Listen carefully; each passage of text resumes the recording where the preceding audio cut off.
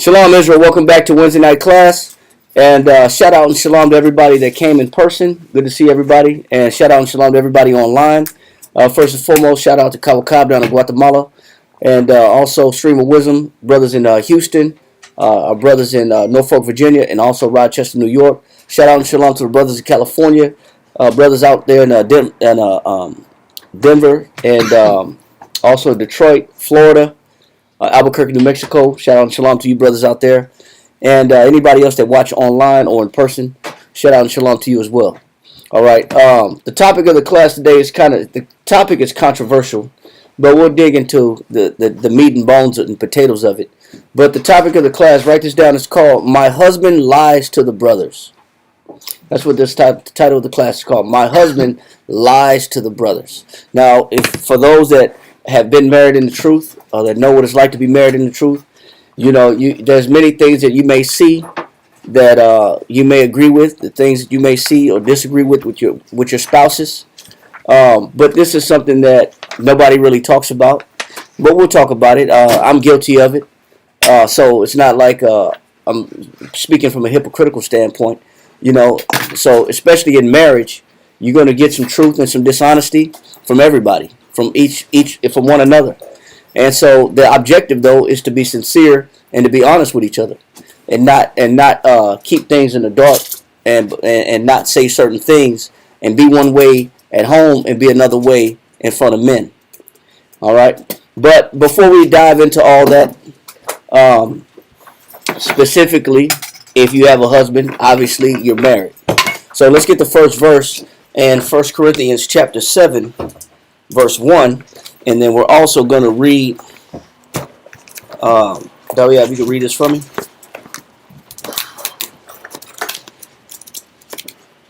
We're in 1 Corinthians chapter 7, verse 1. And let's read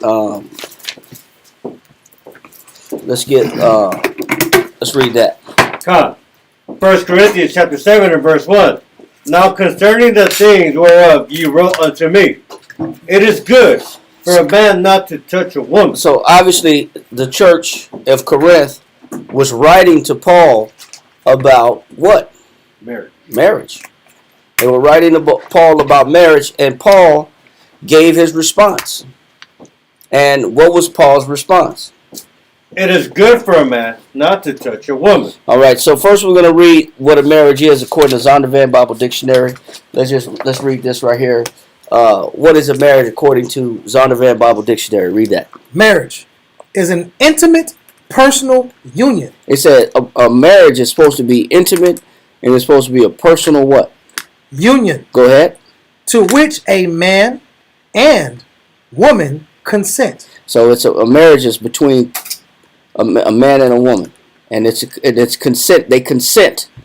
They agree together to establish this union. Read. Consummated. And it's consummated, meaning it's fed or it's nourished. How?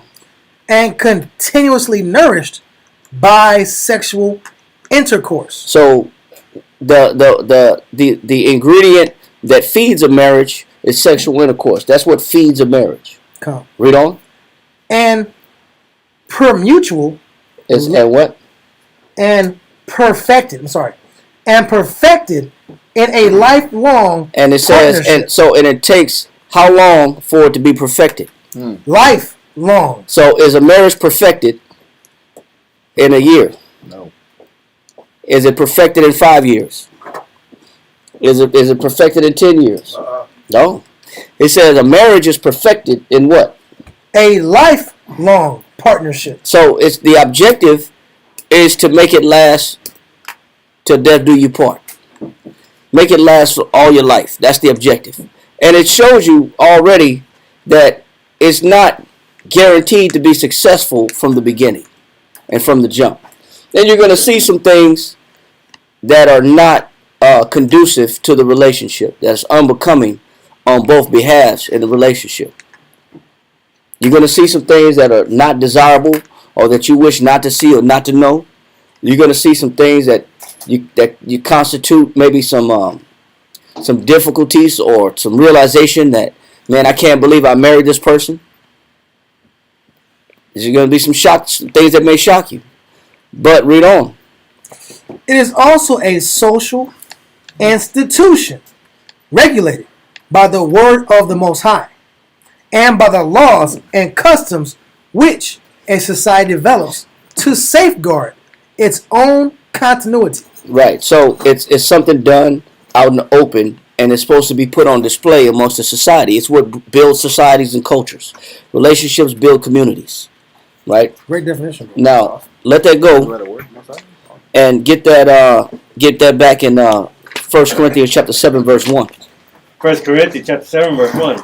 Now concerning the things whereof you wrote unto me, it is good for a man not to touch a woman. But Paul said, regardless of how wonderful the matrimony is, Paul says what?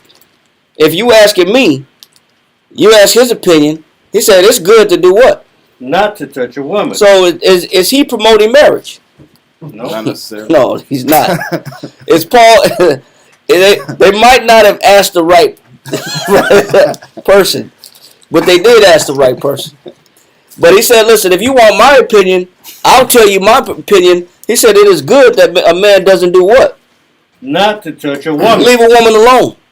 Don't touch a woman at all. Yeah. Leave her alone. Right? Paul is a hard-pressed follower after Christ. Yeah. And that's his focus. Read verse 8. Come, verse 8. I say therefore to the unmarried and widows. He said, I'm speaking to the unmarried, for those that have not yet been married, and to the widows that have lost husbands. Read on. It is good for them if they abide even as I. If you haven't been married yet, or you lost your spouse, he says, then stay like me. Unmarried. Keep it that way. Dedicate to the Most High. Keep your focus on the Most High Christ. Read on. Verse 9. But if they cannot contain. He said, but if you can't contain, if you can't hold it in, if you can't prolong yourself to in a single state of mind, and you have an itch. He said, if they can't contain, then what? But if they can't contain, let them marry. It said, then let them do what? Let them marry. Read on. For it is better to marry. He said, it is better to marry then than to burn. Than to do what? Burn. But burn in what though? And lust. Burn in lust. It says better to marry than to burn in your lust. Because if you're burning in your lust, anything can happen at any time. And you still can't concentrate on the Most High. Nope. Still thinking about what you want all day long. So you're defeating the purpose of abstaining. Yep. Because although you may be single, that's not where your mind is at. Exactly. Although you may be single, there's something occupying your thought process.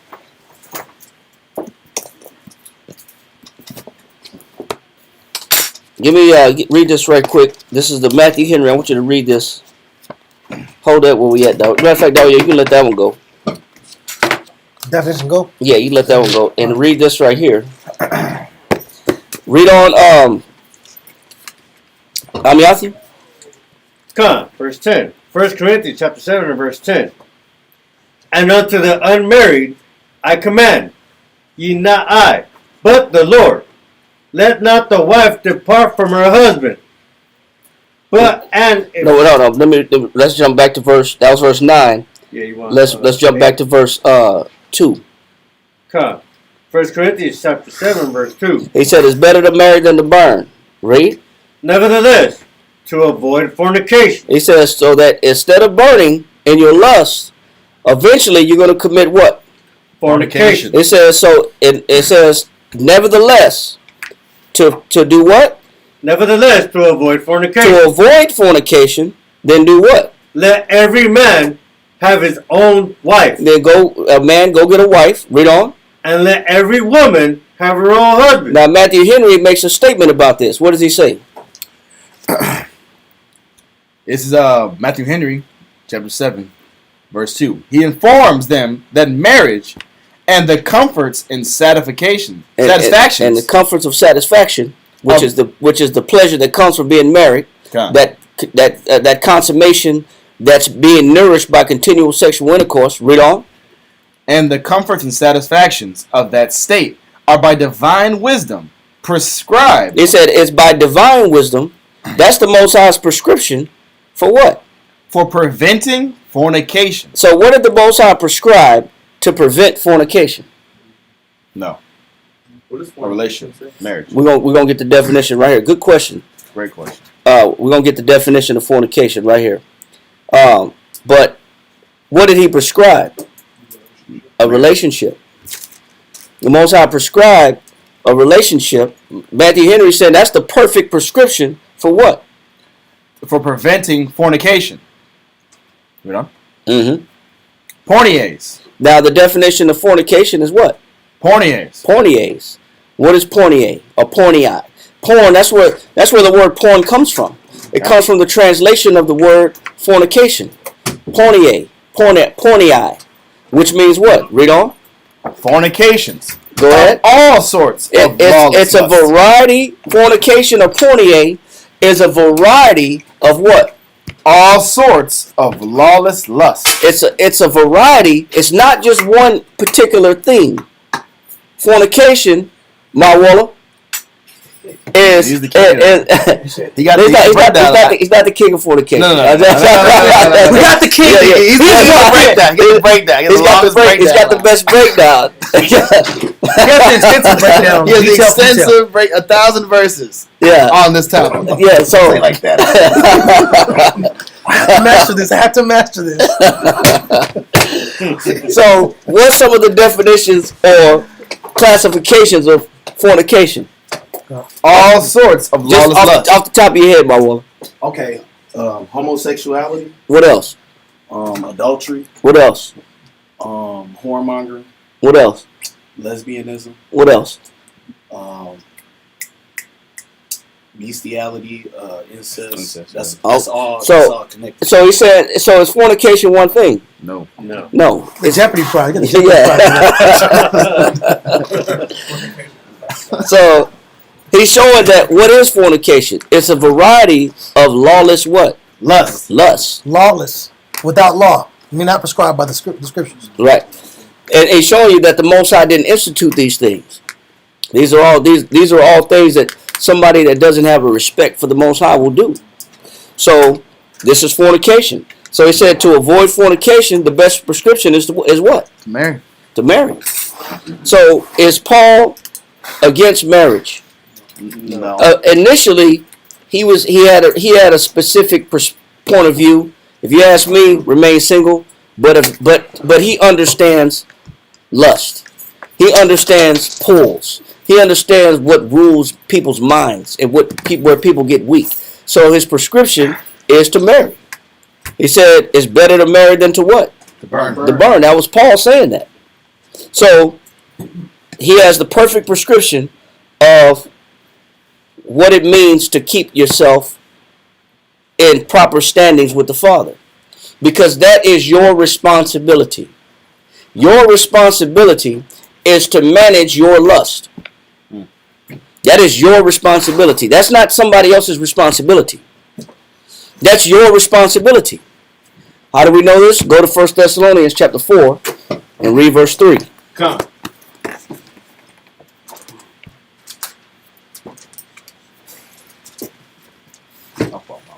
Yeah.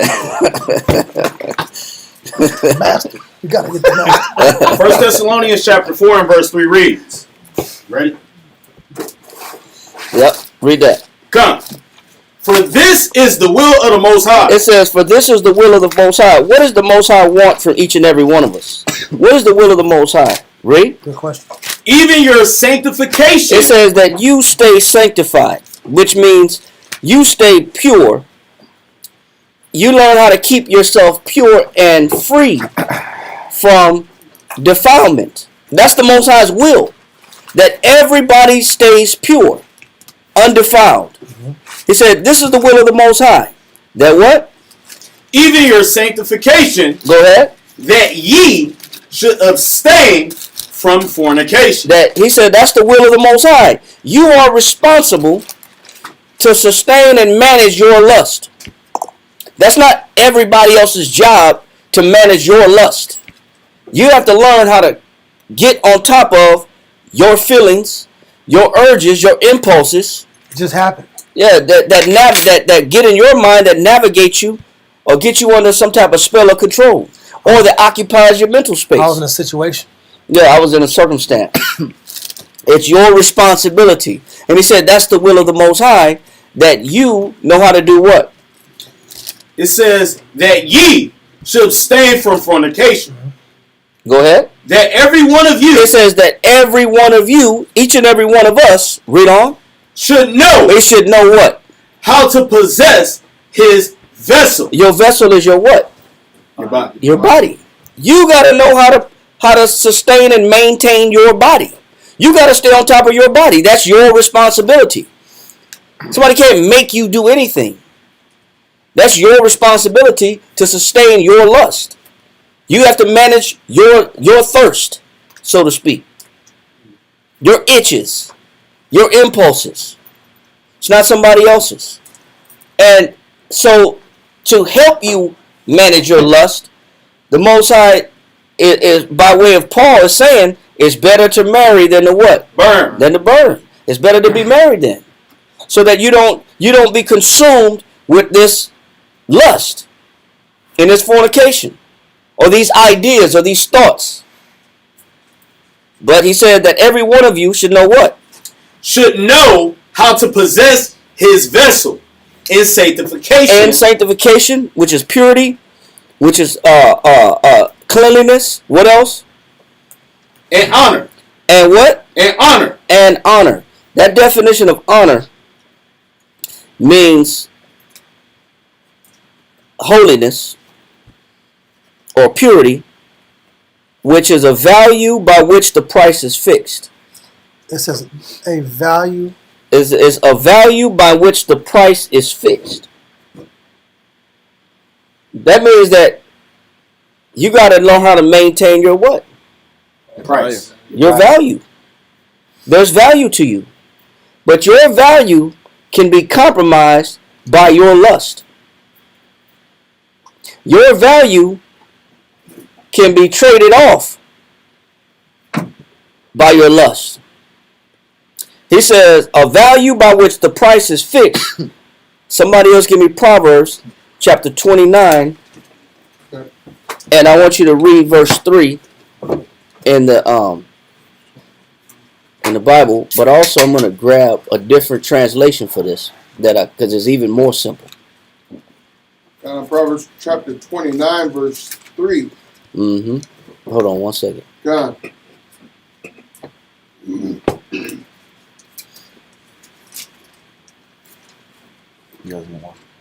Yeah, I'll take it. All right, read that. Proverbs chapter 29, verse 3. Whoso loveth wisdom, It said, whoso loveth wisdom, read. rejoiceth his father. It said, make your father proud when you rejoice in wisdom. Read on. But he that keepeth company with harlots, It said, but he that keepeth company with harlots, read. spendeth his substance. It said, he spendeth his substance, meaning what? Throwing it away. I do what? You You're throwing your value away. I throw my value away. Because he said that the definition of holiness and honor was a value by which the price is fixed. One translation says in that verse 3, but when you love wisdom, your father is overjoyed. But when you associate with prostitutes, you waste your wealth in exchange for disgrace. So you trade off your wealth. So what is valuable in the eyes of the Most High? wisdom. Your wisdom, but also your what? Your sanctification. Your abstinence. Okay. Your abstinence, your cleanliness is valuable in the eyes of the Most High. And if you don't manage your fornication or your lust, you'll trade that off. You'll trade that out. Yes, sir. So we can depreciate. Yes. your value can depreciate. You can diminish your own value by way of your lust. So that lust doesn't get the best of you and you don't become depreciated in value. It's better to marry before you sell your value off or exchange your value off. That's what he's saying. He says to waste your wealth in exchange for disgrace. He says a godly leader who values justice is a great strength and an example to the people. He says, but the one who sells his influence for money tears down what is right. So there's nothing that I should trade away my integrity for, and my cleanliness for, my holiness for, my sanctification for. I shouldn't trade that for nothing. I shouldn't trade it for money. I shouldn't trade it for an impulse. I shouldn't trade it for a feeling. I shouldn't trade it for loneliness. I shouldn't trade it. I have to sustain my value in the eyes of the Most High. And the only way to do that is to keep yourself free from fornication, which is managing your lust. That's how you sustain your value. Right? 1 Corinthians chapter 7, verse 2. 1 Corinthians chapter 7, verse 2. Because some people even marry for money. But is that the right reason to be married? No. Nope. 1 Corinthians chapter 7, verse 2. Nevertheless, to avoid fornication, let every man have his own wife, and let every woman have her own husband. You know what it does? It salvages me from situations such as this. Go to Proverbs chapter 5, verse 22. When you have that alternative party that you can execute your lust on, so you don't have to destroy yourself and exchange yourself and lose your value elsewhere, you won't get in certain predicaments. Give me Proverbs chapter 5, verse 22. Proverbs chapter 5, verse 22. His own iniquities shall take the wicked himself. It says a person through their own wickedness will get stuck or caught up by their own impulses. Then what happens? Read on. And he shall be holden with the cords of his sins. It says, and I will be frozen or imprisoned, or I'll be stuck by what? With the cords of his sins. So can sin bind you up? This is what Usher was singing about when he said caught up. Yeah. He said caught up, got me feeling caught up. What is he saying? I'm stuck. He don't know he got it twisted. I got it twisted. And you know what? I got myself in a situation and I can't get out of it. He said something got a hold on me. Something got a hold on me. He's being honest. You know what got a hold on him? Sin got a hold on him. Because sin will bind you with cords. That's real. This is what he's singing about. He don't even know he's singing about it. But he's singing about the effects of what sin does. He's prophesying that. He's prophesying on the low. without the scriptures. Like. And that's why it's a hit. Yeah. Because people feel it. People can relate. Because he got himself in a situation that he's stuck in. Because sin will do that. Yeah. Lust will do that. Fornication will do that. Right. It'll get you bound. You'll be bound by a situation or circumstance that's hard to get out of and hard to break. So the objective is to stay free from that. Stay free from sin's cords. Sin's weights and chains that hold you down. That keeps you getting caught up. So we understand what fornication can do. And why it's so critical that if you got this lust, if you got this burn, man, you might as well, before you get yourself in a situation, you get stuck in a situation, or you get in a predicament, it's best to go ahead and just get married. Keep it simple. Right? But that's what, this is the topic of the class is, my husband lies to the brothers. But first we got to understand that a person that, if you got a husband, that means you're married. Well, how is it? How did you? We're backtracking though to how a marriage start. Because technically you didn't have to be married. It's the prequel of that It's situation. the prequel of the situation. Yeah. You didn't have to have a husband, according to Paul. Hit him with a reverse card. You didn't have to. You could have stayed single. Yeah. But now you're seeing your husband lie to the brothers. But you didn't have to. You didn't have to have a husband. But why did you have a husband? Because you couldn't contain yourself. But now, you get into a situation where you can't contain yourself. I'm in a relationship now. I'm in a circumstance. I'm in a predicament. But then what do I want to do? Go to Deuteronomy chapter 25, verse 1. Tired of being alone. Yeah. Won't you help me? Won't you help me? As soon as you can. As soon as you can. I'm so tired. What's that Al Green guy? Deuteronomy chapter 25 and verse 1 reads. Ready? Yep. Let's go. If there be a controversy. Now, because I couldn't stay single, I'm in a relationship, and now there's a what? Controversy. Now there's a controversy. Now there's a controversy, and I'm in a situation, and I have an issue with the individual or with a person. Read on. Between men. Go ahead. And they come unto judgment. And now I want judgment. Where we going here? We're gonna find out. Okay. Now I want judgment. I want justice. I don't feel like I'm in a situation, but I don't feel like things are fair. So now I want justice. Yeah. Read on. Come. That the judges may judge them. It says, but now I want to bring this individual in front of the judges, that the judges may do what? Judge them. Why? Read on. Then they shall justify the righteous. Then the judges will hear who's right and who's wrong, deliberate the controversy. Read on. And condemn the wicked. And the one that's wrong gets condemned. Read on. And it shall be, if the wicked man be worthy to be beaten. And if the wicked man is doing wicked enough, what the judges in the Old Testament would do? To be beaten. They would beat the hell out that man. Holy. Sometimes, but we want to see that now, though. Yeah. We want to see that now. We want to see the person get in trouble. We want to see blood. We want to see hostility. We want to see justice. Now, I want to bust him out, and I want to see him get beat. Read on. If the wicked man be worthy to be beaten, that the judge shall cause him to lie down. It says then the judge going to say, lay down on your face. Read on. And to be beaten before his face. And then you get to watch.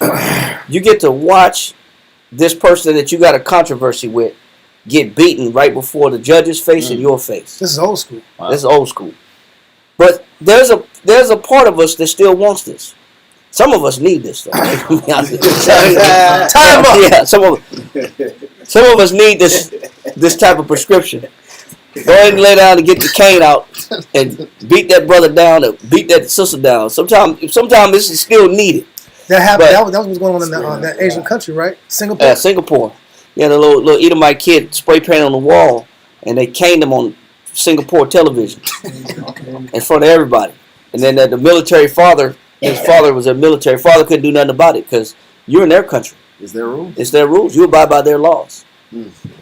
But I want justice now, and I want to see this person get hit up because I don't think this person is right. And I need to see them get stung for what they do. But what don't we do enough of in certain situations? Give me Ecclesiastes chapter 6, verse 7. Ecclesiastes 6 and 7. Correct? Yes, sir. Ecclesiastes chapter 6, verse 7, page 73. Read that. If thou wouldest get a friend, It said if you're going to get a friend, go ahead. prove him first. This is why we tell you before you get in a situation and you're burning in your lust. And so you create a situation through fornication or you establish yourself with a partner. And then you come to find out that there's a controversy now between me and this individual. And now I want justice. and now I want to see this person get beat, and I want this person to get, chastised and reproved and embarrassed. But what didn't I do from the beginning? Improve. This what a lot of times what we don't do is we don't put enough time in order to see actually what we're dealing with and who we're dealing with. Yeah. This is why we tell new couples, new relationships, Wait. take your time. When you look at a lot of mistakes that men make and women make, what didn't they do? They didn't wait. They don't wait. What didn't they do? They didn't take their time. Right? Can't wait that 6 months. No, it's a year, bro. It's 6 months before you start talking. And then No, bro.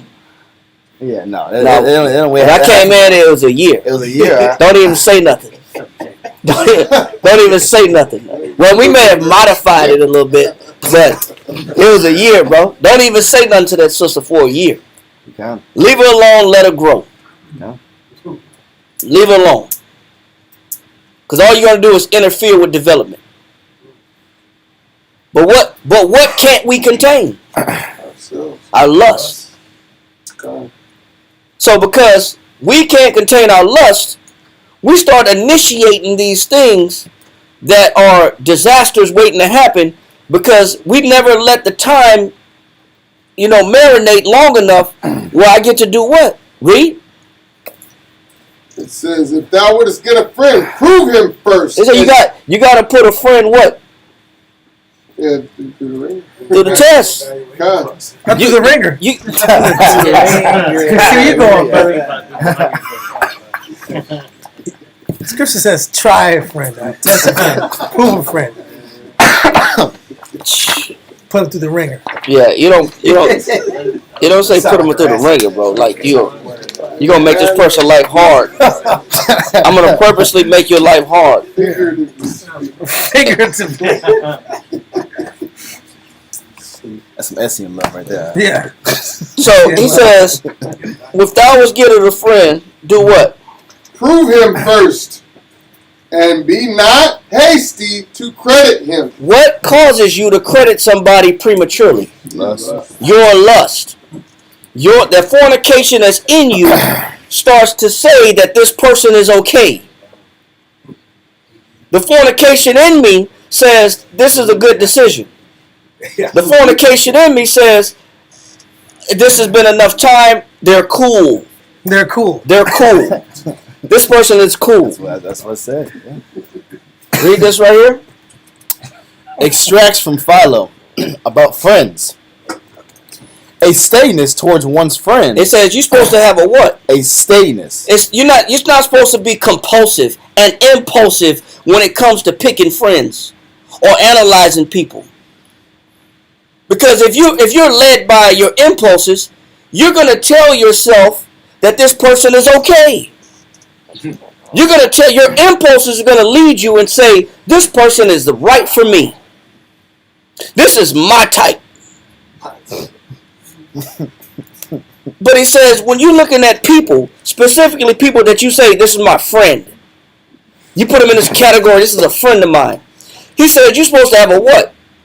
A steadiness. A steadiness is a balance. I don't let my impulses of what I want overthrow my discernment to be able to qualify an individual to see what this person's about. You said I'm supposed to have a steadiness, what? Towards one's friends is a sign of general stability. It says, but that's a sign of my what? General stability. My steadiness towards how I look at other people is a sign of my own stability. Yeah. So if I'm quick to credit somebody and say this is my friend too fast, too soon, that's a sign of my instability.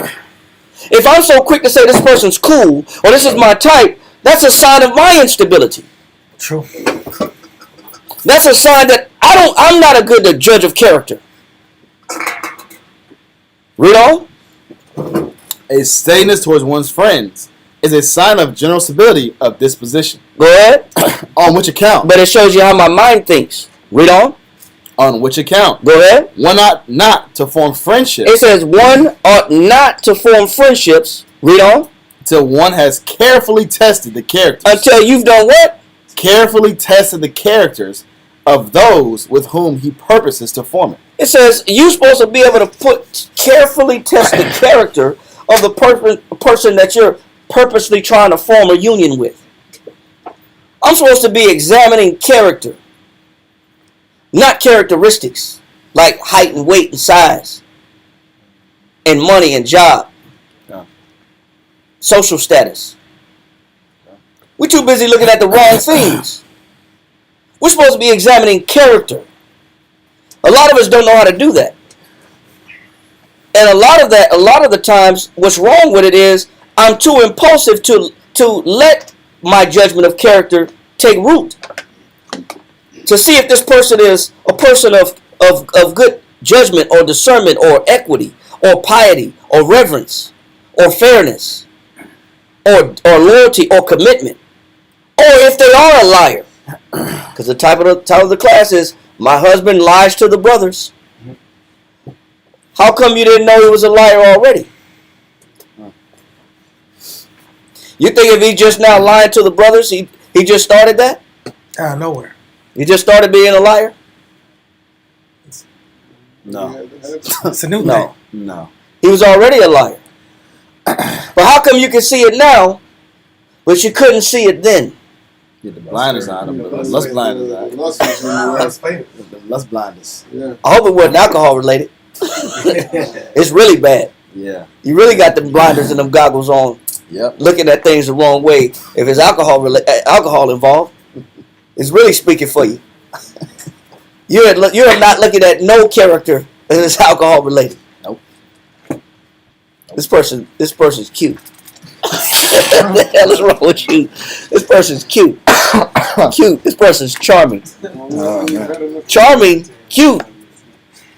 This person's godly. And I'm gonna transform. This person godly. Where's the evidence? Where's the examination? This person godly.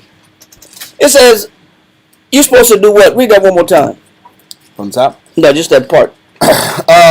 On which account one ought not to form friendships. It says one should not form friendships. Read on. Till one has carefully tested You're supposed to carefully test what?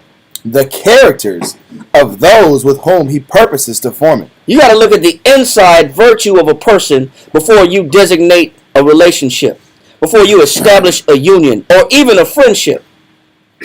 You got to look at the inside of a person. And if you don't know how to do that, you shouldn't be trying to create anything. If you don't know how to judge character, if you don't know how to discern spirits, if you don't know how to try and examine the individual that you're so claiming to be a friend with and cool with, then there's something wrong about your particular disposition and stability. Maybe you're trying to make something happen too fast, too soon, and your impulse is leading you the wrong way. Read on. And what you got? For not only is the forming of such friendship pleasant, It says, but if you wait and let time, like King James said, time is the trier of all truths. You're supposed to give it time. Not supposed to jump in the relationship with somebody. You're supposed to give it time. I got to see what I'm dealing with on both sides, male and female. A woman can't just jump to a man can't just jump to a woman. You need time.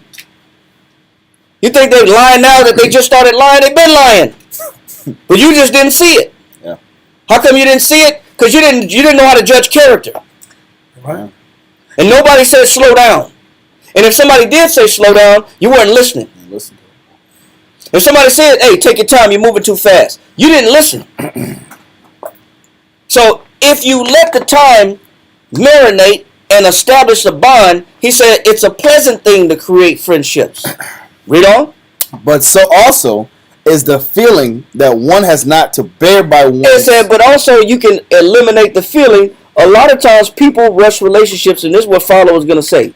Why do people rush relationships? Because they got the feeling of what? But so also is the feeling that one has not to bear by oneself burdens. I don't want to deal with all this burdens by my what? Self. I don't want to be alone. Yeah.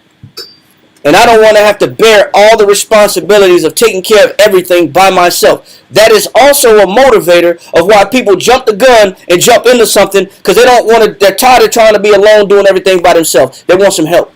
I want some help so bad that I'm willing to compromise character and judgment just because I don't want to be alone. So because the fear of being alone is so prominent and it's so heavy and taxing on my mind, I just jump right into something that I will suffer from later.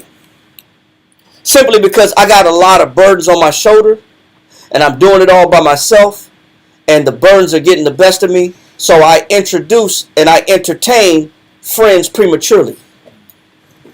And I bring people in my life and I bring them in close and I start to have this intimate union, this relationship, just to find out that there's a lot of red flags. But the red flags were always there. They're not new red flags. They were just disguised by your desires. They were disguised by your inability and hard-pressed nature to want to solve a problem of not wanting to bear responsibilities by yourself. That's why Paul said, man, to the unmarried or to the widows, he said, abide even as I. That's why he's pushing, hey, man, if you got to be by yourself, then be by yourself and just focus on Christ. Because you don't know what you're going to get if you're not a good judge of character. And if you're not willing to wait the time to find out what you got and what you're working with. Yes, sir. So that lowering your standards is part of that lowering your value? Yes. And because I'm urgent, I'm impulsive, and I can't wait. I want what I want, and I want it now. So I jump into situations that bring about either fornication or regret.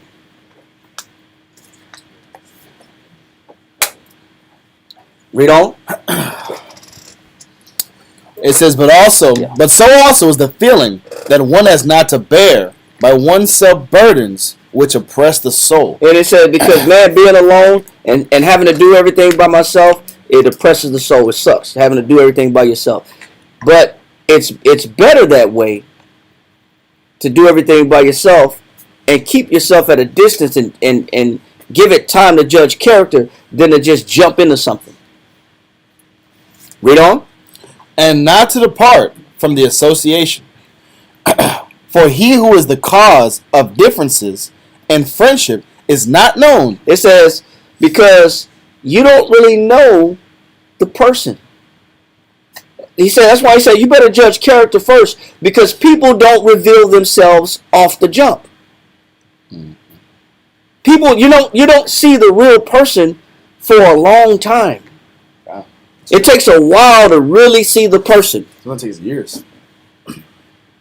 It takes time, and it takes multiple eyes. It does. It doesn't take your own eyes, because you could just be bent on lust and a compulsive eyeball. So you need other people to say, hey man, take a look at this situation. Am I looking at this person right? Or is my lust getting the best of me? Am I looking at this person with the right perspective? Or am I just burning? Is this my burn talking? Or is this really a good person? How do you know? He said, because people don't reveal themselves for a long time. Read on. It says, for he who is the cause of differences in friendship. Yeah, because you know what? If you pick the wrong person, there's going to be controversy. Controversy, like Prince say. It's going to be some controversy. You pick the wrong person, there's going to be some controversy. You jump too soon. You don't do it, no examinations. There's going to be some controversy. Read on. Is not known to the generality of men. It says is not known to the generality of men, meaning everybody can't see this person. It's unclear who you're working with. It's hidden under the scope of a good nature, good behavior, soft speech, good speech, nice words, smooth words, or some good deeds, a couple of good deeds. Anybody do anything to get what they want. A lot of behavior is disguised. Read on. But he is accustomed to bring common blame. It said, but when you get the individual you didn't pick right, then you're going to find somebody that's accustomed to do what? Common blame. To bring common blame. Read on. Upon both parties. It says they're going to always be looking at the faults. I'm going to be looking at the faults. You know, it was your fault. No, it was your fault. This is your fault. You're the problem. No, you're the problem.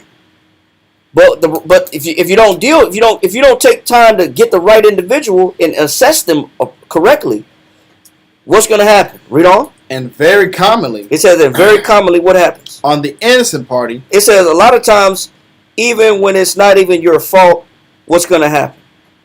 It's your fault. And very commonly on the innocent party, more than the guilty one. More than the guilty party, there's going to be a blame. Whose fault is it?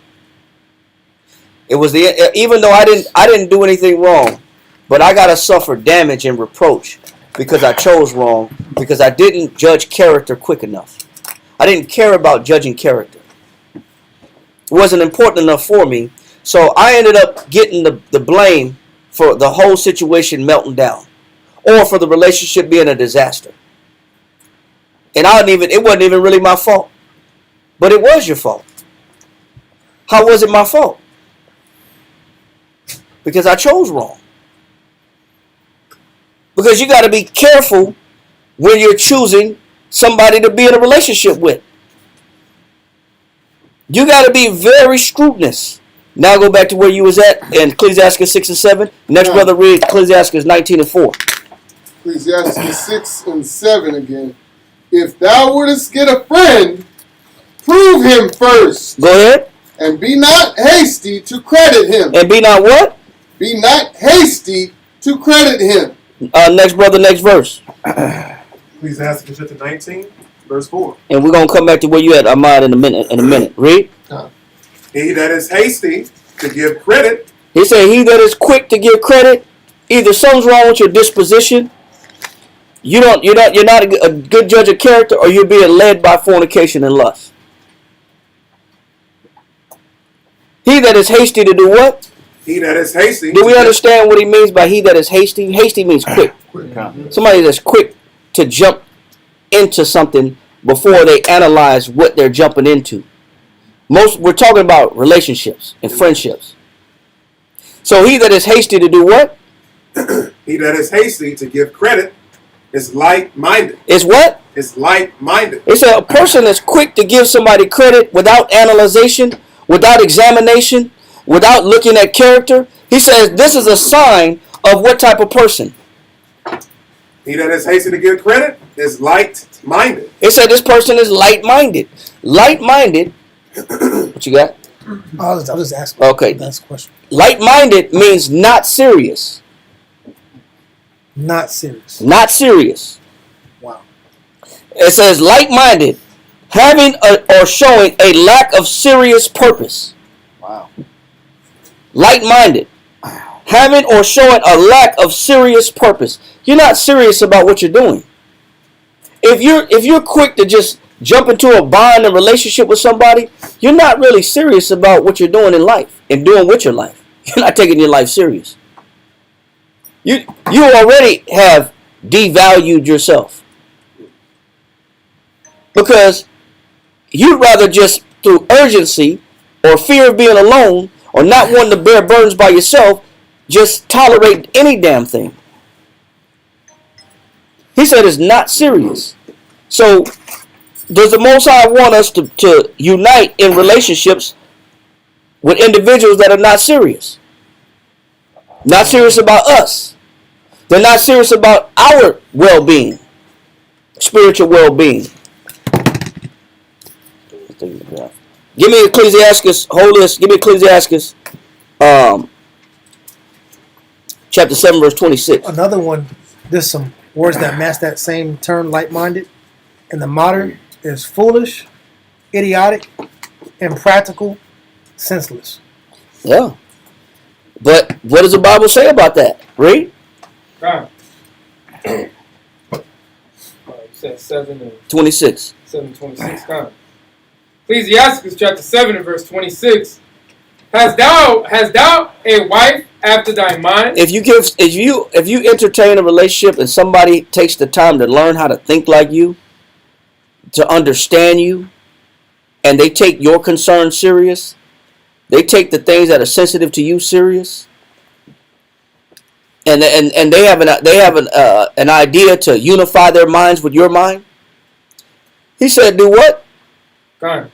Hast thou a wife after thy mind?" And they agree to think the way, and they agree to your way of thinking. Read on. It says, "Forsake her not." Don't let that one go. You got a good one. But read on. God.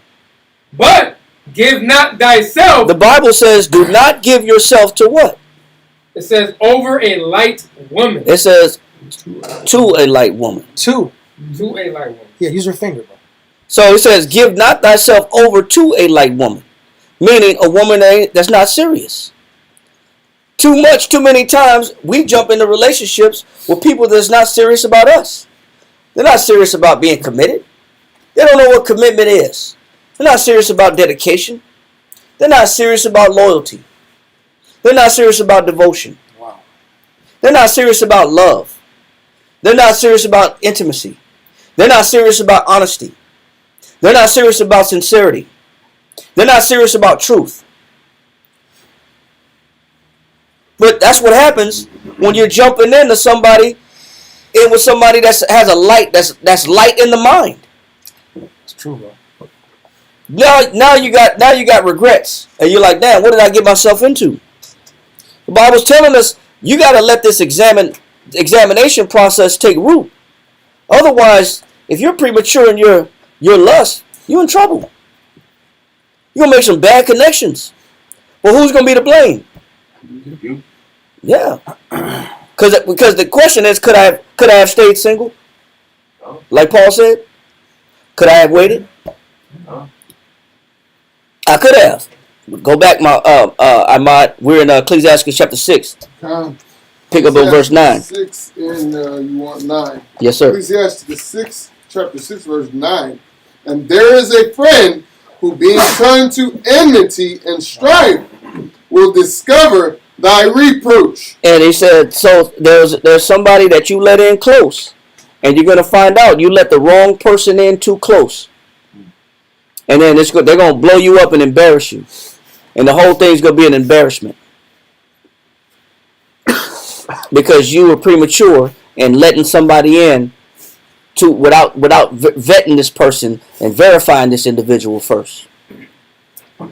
This is why we tell people in our camp specifically, and I'm sure other brothers in Stream of Wisdom say the same thing. Don't be rushing this to make these jumping in relationships because you're burning.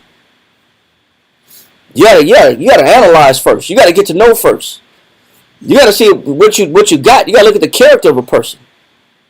What substance? What are they made out of? What virtues do they possess? Are they agreeable? Are they contentious? Are they divisive? Are they honest? Are they liars? You know what you got. Read on. God, and strife will discover thy reproach. And what's going to happen? And there's going to be a bunch of strife and a bunch of arguments and a bunch of debates when you build it wrong. If you build it wrong, there's going to be a problem. You're setting yourself up for a problem. It's going to be a lot of arguments. Why are we debating now? A strife is a debate, a disagreement. Why didn't we learn how to agree first from the beginning? Why we get to this point now, we debate. It's time to agree now. This is the time we're supposed to be on board and be unified in one accord. It be critical moments. You didn't put in 5 years. You didn't work your butt off, then took 5 jobs, and now you're trying to buy a house and make a family, and they say, well, I don't trust you yet. I'm going to put my name on the house. I'm not going to put your name on the house. Man, we 5 years deep. Well, I got to make sure that if you leave, that I can pay this bill by myself, and we both not homeless. That way, if you leave, you can go by yourself. Now, I didn't work 3 overtime jobs, to bring in extra money to pay off debts so we can buy this house, all to realize 5 years now that you don't trust me. Damn. Or you didn't want kids. This is scary. Damn, we didn't went all this way just to realize you don't want kids. I really don't want. I really want to have a child. I really don't. I'm done with. I'm done with that. I don't want to do that. Yeah, but we 5 years in. We 10 years in. How come these things aren't negotiated in advance or known in advance? I gotta pull this point. You brought a strong point. Looked up like-minded. Another term for like-minded in the synonym of like-minded is devil may care, right? Devil may care. The term means to be over venturesome, death or glory. You said over what? I'm saying it wrong. Over venturesome or over adventurous, foolhardy, headlong, over hasty.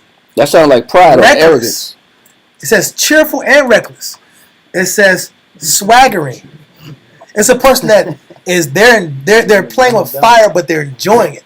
But the end is death or glory. You get what you want, or you're gonna destroy yourself. Or I'm not afraid to take chances. Yeah. Or I'm playing with people's lives. Con. It says death or glory, or the devil may care means like I don't care. Maybe the devil does. So you're putting yourself in a position to really burn, like not just like burn like that, but burn. You're burning yourself. That's associated with being like-minded. That gamble is a gamblish mentality. Yeah, I might roll the dice. And I'll roll the dice, but you're rolling the dice. Your house, your spirit, your time, your soul, your happiness. That's what you're actually gambling. Bro, like, I'll take a chance. I'm gambling. Yeah, but you're actually what you have to lose in this gamble is a lot. So you're saying a person may say, "This is my chance. This now or never." It's now or never. So I got to take this chance. I gotta make a move. I gotta make this happen. But if you get snake eyes, or you don't get the number, or I like this person so much, that's a chance I'm willing to take. That's a chance I'm willing to take. Yeah. But because I like this person so much. That's like-minded, which is devil may care, which is death or glory, over venturesome, which means that it's a major gamble. That's like a Viking. Exactly, bro. It's like we're gonna die. We're gonna gain some new land. We're gonna get some new land. We're gonna die. We went out of town, and we sold oil and stuff like that. But people go to these gamble places. What do they call it? Casinos, right? Casinos in not Louisiana, New Mexico, and there's always stories of ghosts being in the casinos because people kill themselves in hotels because they can't go home. Yeah. Why can't they go home? Because they said, listen, I'm going to bet the house. They call the bank up. They run out of money. They call the bank up.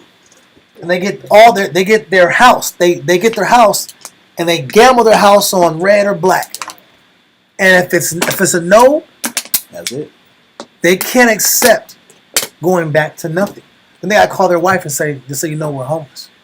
And then what happens is they blow their brains out in the hotels. It's a common thing. That's a light mind. It is. That's a person's over venturesome. You know, in Las Vegas, they had to redo the windows.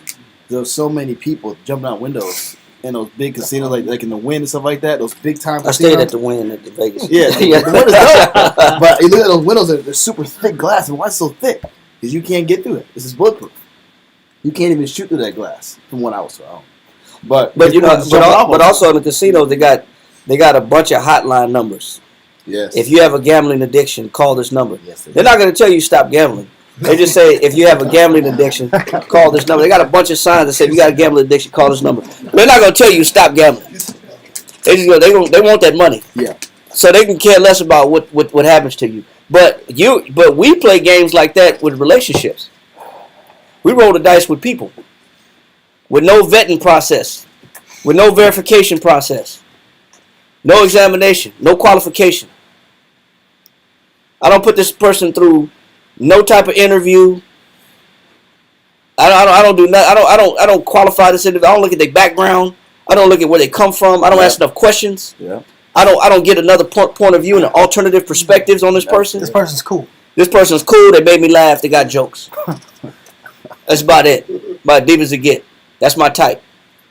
I'm willing to take a chance. Man, you're willing to get stuck. That's what's going to happen. But he said, then comes the contentions. Then comes the strife. Read on. Verse 10. Again, some friend is a companion at the table. Yeah, you find somebody to eat with. Okay, so what? You got somebody to share dinner with. You're at the table, you're eating dinner, you're eating lunch. You got lunch with this person. I want to eat alone. Go, yeah, you don't want to eat by yourself. You want to go to lunch. You got lunch. Okay, you're eating lunch. Great. And when it's time to eat lunch, yeah, that's great. That person's eating, you're eating. It's a win for both parties. They're only there for the lunch. They're not there for you. They're only there because you're spending on them, and you're complimenting them. But read on. Middle of 10. And will not continue in the day of thy affliction. But will that person give two rats' tails about you when you really go through something? No. You forgot your wallet at the house? Yeah. Just let you be in a predicament, and you'll find out that, man, that when it came to sitting down at the table and eating lunch and everybody stuffing their face, we're all cool. Yeah. But I'm not willing to lose for you. I'm not willing to take no losses for you. I'll eat lunch with you, but now you're asking too much of me. Now you're expecting too much. Now you're expecting me to lose. Too much. That's too much. Yes, sir. Can I read the definition of romanticism? Yeah, what you got? It says the idea romanticism in relationships refers to the idea of love based on intense feelings, idealization of your partner, and prioritizing emotional connection over practical considerations. Yeah. Wow. Yeah. So who's being tricked? My own fantasy is tricking me. The idea of being in love, the idea of making a connection. I'm infatuated with the idea that this could possibly be a love connection. That idea tickles me. It entertains me. It makes me. I get some gratification out the idea that maybe me and this person could bond. Man, that's your imagination talking. That's not reality talking. You don't even know this person. Why would you even consider that in your mind? Because you're being deceived by your own lust? Yes, sir. I'm sorry, one more sentence. It said prioritizing feelings and emotions over practical compatibility or shared values. And I don't know about, but man, you know what? But I enjoyed we had lunch and we were at the table. We had laughter. It was like instant connection. Man, you don't know nothing about this person's background. No, you don't know nothing about this person's history. You don't know nothing about this person's temperament. You don't know nothing about this person's attitude. Or you don't know nothing about this person's quitting nature. Or violent nature. You don't know nothing about it. We don't ask the right questions. We don't vet the person. It's all infatuation with us. Read on. God, verse 11. Yes, I did finish 10, right? Yes, sir. But in prosperity, he will be as thyself. Yeah, some people are cool with you because they're benefiting from your success. Wow. They're eating off your plate. They're enjoying the fact that you're up. So they know when you're up, they both eat. They're both up. We're up. We're having a good time together. We're having fun together. But when soon as something go wrong, man, they're out of there. They're skin for skin. They're saving their own life. They're not going to endure any trouble for you or with you. They're not going to bear any burdens or stress. They're not going to stress themselves out for you. Hell no. I got to take care of myself. I didn't sign up for this. That's when you hear them words. I didn't sign up for. You didn't sign up for this, man. We in this relationship. You mean you didn't sign up for this? I didn't sign up for this. What are you talking about? You're going to hear all the quotes. Yeah. Read on. But in thy prosperity, he will be as thyself. Yeah, everything's good when the money's good. Or the situation is good. Circumstance good. When the fun is good. But everything doesn't stay good. Read on. God, and will be bold over thy servants. Man, he gonna treat people like as if he really care about you. Don't disrespect my friend. Damn, this person really cutting up for me. He really sticking up for me. He don't tolerate nothing. He don't let nobody disrespect me. But he's gonna disrespect you. Oh, she's going to disrespect you. Because it's a show. People pretend to be a certain way, but you don't even know who they are. It's all a game. Read on.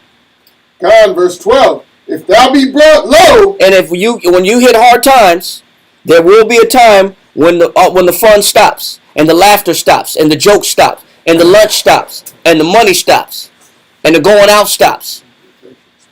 Yeah. You will get low. Read on. God, he will be against thee. He will be what? Against thee. Then you will see the person that you got when the situation and the circumstances change where they can't eat off of you. They can't gain anything from you. They can't manipulate you or take anything from you. They've taken all that you could take.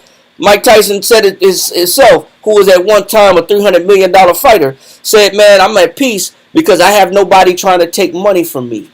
I'm at the best place in my life and the most peaceful time in my life because nobody's taking anything from me. He said, I'm at peace. Take it from somebody who knows, who had Don King in their life. Also, that fight that he won, he took that $20 million and gave it to his wife, and then his wife gave back the $20 million plus the $5 million on top of it to tell him to keep it. It wasn't Robin Givens, I tell you that much. It was not Robin Givens. I tell you that much, because she took that 20-30 million. That's another box that happened to. I think it's Roy Jones or somebody that. Oh man, I can't. I don't know his name, but that was another dude's wife. She said, "Don't worry about it." Yeah. Read on. God, if thou be brought low, he will be against thee, and will hide himself from thy face. What about, I thought that was your friend. I thought that was your lunch buddy. I thought y'all were tight. I thought that was your companion. I thought that was your friendo. Thought y'all was bonding. You can't find this person when you hit a wall. This person is not to be found. Because you know why? Because they weren't there for you. They were there for them. As long as you had something to offer them, they were available. But when you don't have anything to offer them, they are not to be found. This is why you have to put people through some type of examination and not let your lust speak for you. And establish your relationships. If you're in a marriage, hey, like the scriptures say, seek not to be loose. It's too late. You stuck. Deal with it. Learn how to overcome it.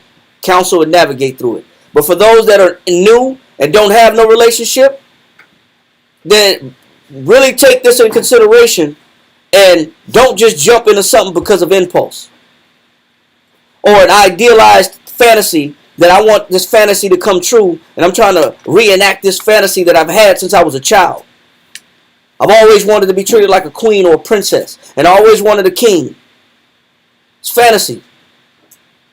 People got problems. And as soon as you got problems, they disappear. Read on. God, verse 13. Separate thyself from thine enemies, and take heed of thy friends. It says it's easy to see your enemies, but you got to watch your friends how? It says take heed to your friends. You got to watch your friends closer. You got to pay attention. Everybody's not a friend like you say they are. You got to prove them first. Read on. God, verse 14. And a faithful friend. It said when you got a faithful friend, somebody that's dedicated to you, read on. A faithful friend is a strong defense. And when you're in a pinch, guess what? They come through when you're in a pinch. When you hit a low point in your life, they're there at the low points. They're not just there to take, they're there to give. It's symbiotic. Yeah. We depend on each other. We feed off each other. We help each other. Mutual benefit. We both it's mutual. It's not all take and give and no take, or take and no give, because that's how some people are. It's one-sided. I got a lopsided relationship. Read. God, middle of 14. And he that hath found such and one. And when you got somebody that's faithful, dedicated to you for the right purpose and the right reason. Read on. He that hath found such an one found a treasure. It said you got a what? treasure. Yeah, but how hard is it to find treasure? Treasure isn't easy to find. It takes some digging, some work. Everybody's not treasure. Everybody's not valuable. You gotta put some examination up and determine the value of people, but you gotta value yourself first. And you gotta know what your value is, and you gotta know what you can and cannot have. Or what, just because you're impulsive or afraid to be alone or tired of doing things by yourself, you can't let that idea get the best of you to where you just jump into something prematurely. Paul knew what he was talking about, even though he wasn't married. But he was married. He was married to Christ. But he understands relationships. He understands people. He understands how you can be manipulated through your lust. He understands these things. Read on. Con, verse 15. And this the cap right here. This the whole point. Read. Con, verse 15. Nothing doth countervail a faithful friend. It says that's one of the best things you can have in your life is somebody in your corner. There's nothing wrong with that. But you better do some tests, run some tests first. Read on. And his excellency is invaluable. And his excellency is invaluable. Read on. A faithful friend is the medicine of life. Hey, you got a good friend, man. You found somebody that will restore you in a time of sickness. And that's great to have. There's some restoration and some healing and some comfort in a stressful, sickening situation. Read on. God. And they that fear the Lord. It says, but here's the catch though. You can't find a faithful person doing it your way. You got to put who first? The Lord. You got to fear the Lord, not go off of your discretion. You got to use the Most High's perspective and His judgment and picking people. He said, if you fear the Lord, read on. They that fear the Lord Go ahead. shall find him. And it says the Most High will help you find what? A faithful friend. The faithful friend. You better not be dependent upon your own judgment, trying to make a love connection on your own. You better get the Most High involved. You better care about the Most High, what values that the Most High constitute as virtuous, as valuable, as worthy, as a treasure or a great price. You better get the Most High involved in it. Too many times our impulse is speaking for us. So if you're setting yourself up for failure if you don't fear the Lord, then you're gonna establish a relationship with a person that doesn't have your best interest at heart. You gotta fear the Most High in order to make it work. Now back to 1 John on this point. 1 John chapter 4, or go to 1 John chapter 4 verse 1.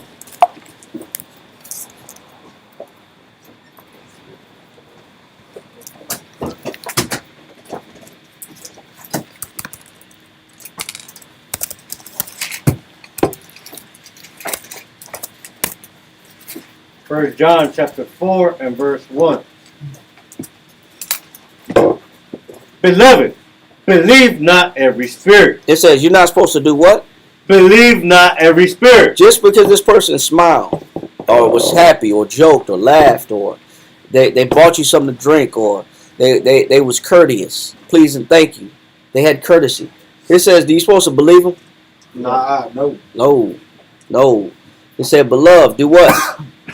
Beloved, believe not every spirit, but try the spirits whether they are of the Most High. Because there's a lot of SOBs in the world. But I'm not talking about the SOB in the modern sense. I'm talking about in the ancient sense. Get 1 Samuel chapter 25, verse 25. It's a lot of SOBs out there. Yeah. But in the ancient sense, not the modern sense. 1 Samuel chapter 25, verse 25. Read that. 1 Samuel chapter 25 and verse 25 reads, Let not my Lord, I pray thee, regard this man of Belial, even Nabal. For as his name is, so is he. Nabal is his name, and folly is with him. So he says folly is with him. So he's a son of who? Belial. He's a son of Belial. He's an SOB. We're talking about there's a lot of SOBs. Sons of Belial. Sons of Belial. There's a lot of sons of Belial in the world. And what does Belial mean? Worthless. Worthless, Nothing. man. Vanity. Yep. There's a lot of people that ain't worth a whole lot. And you don't know it because you don't know how to test people. You don't know how to try the spirit. Then you find out the hard way, man. I done locked in with somebody that ain't got no value. They can't bring nothing to the table but an argument. How come I didn't know? How come Abigail didn't know what she had? They don't tell us. But one thing Nabal did have was a whole lot of money. We do know that. Yeah. Nabal has some money. That money may have gotten the best of her. We don't know how they met. They don't tell us how they met. But he had a good woman, and he was a knucklehead, but he had some money. Something could have possibly have blinded her to realize, man, I got a son of Belial. But it don't say. But you don't know. That's why 1 John chapter 4 verse 1 says what? Says, Beloved, believe not every spirit, but try the spirits, whether they are of the Most High, because many false prophets. It said because many what? Many false A prophets lot of fake teachers where? are gone out into the A world. lot of fake people in the world. You don't know who's who. People wear a mask. People put on a costume. People's intentions are unseen. Their motives are unseen. It's hard to know what you're dealing with and what you're working with. It's hard to see it.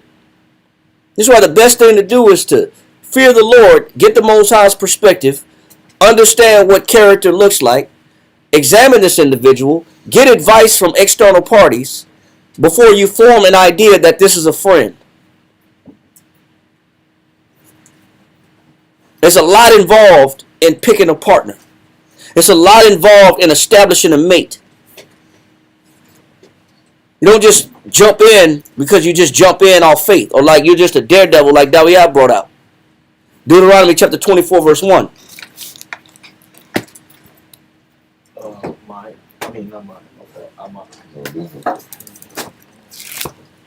Deuteronomy chapter 24, verse 1.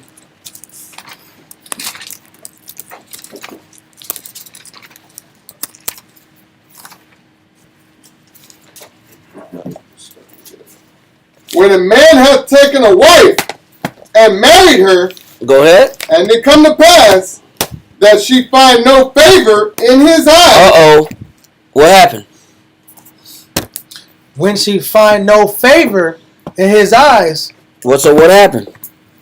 because he had found some uncleanness in her. So what is happening? They got together and they didn't. They didn't. Say it again? They got together and they weren't happy with what they found. Why? Unclean. They didn't take the. Somebody said something in the back? You say what? He got to know her. He got to know her true colors? Yeah. They didn't brief each other. There wasn't no briefing? Yeah. It wasn't a long enough briefing. Wasn't a long one. It was some breathing. Maybe but not briefing, huh? briefs and boxers. Boxer briefs. But he said what happened? Read it again. Yes, sir. And it come to pass that she find no favor in his eyes, because he found some uncleanness in her. Because when you get with a person, what are you going to see? Uncleanness. You're going to see something that you don't like about the You gotta person. find that, yeah. And it goes both ways. Somebody's phone need to be turned on. Yeah, I'm trying to check. So Come on. that goes both ways, guard. That goes both ways. When you get with a person, there's something that you're going to see that you don't like about the individual. And it's good to know that in advance. Why get to this point where you're married now and then you find some uncleanness in the individual? Why go all in a relationship just to find out, man, I wish I could take back. I want to take back everything that I bought, everything that I did, all the hard work and the effort I put into it. You can't take all that back. And I wish I never met her at all. Yeah. Yeah. Now you're singing these songs. Yeah. the song. But that's both sides. That's on both sides. Yeah. It is. I gotta read this.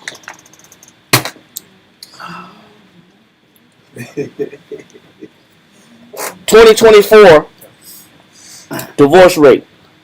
Almost. Couples between the ages of 18 and 24. Couples between the ages of 18 and 24 are most likely to divorce. Divorce rates by years of marriage.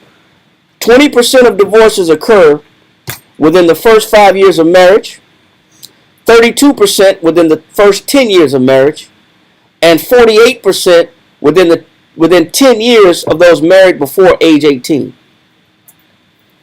Remarriage. 64% of men and 52% of women remarry after divorce. So there's a more of a chance that they will reconnect with somebody later on. Other divorce-related statistics for 2024 include the average first marriage lasts 8 years before divorce. It's 2024 stats. The marriage and divorce rates in the U.S. are decreasing. The most common reason for divorce is lack of commitment. Remember, he said if you found a faithful friend, you found a treasure.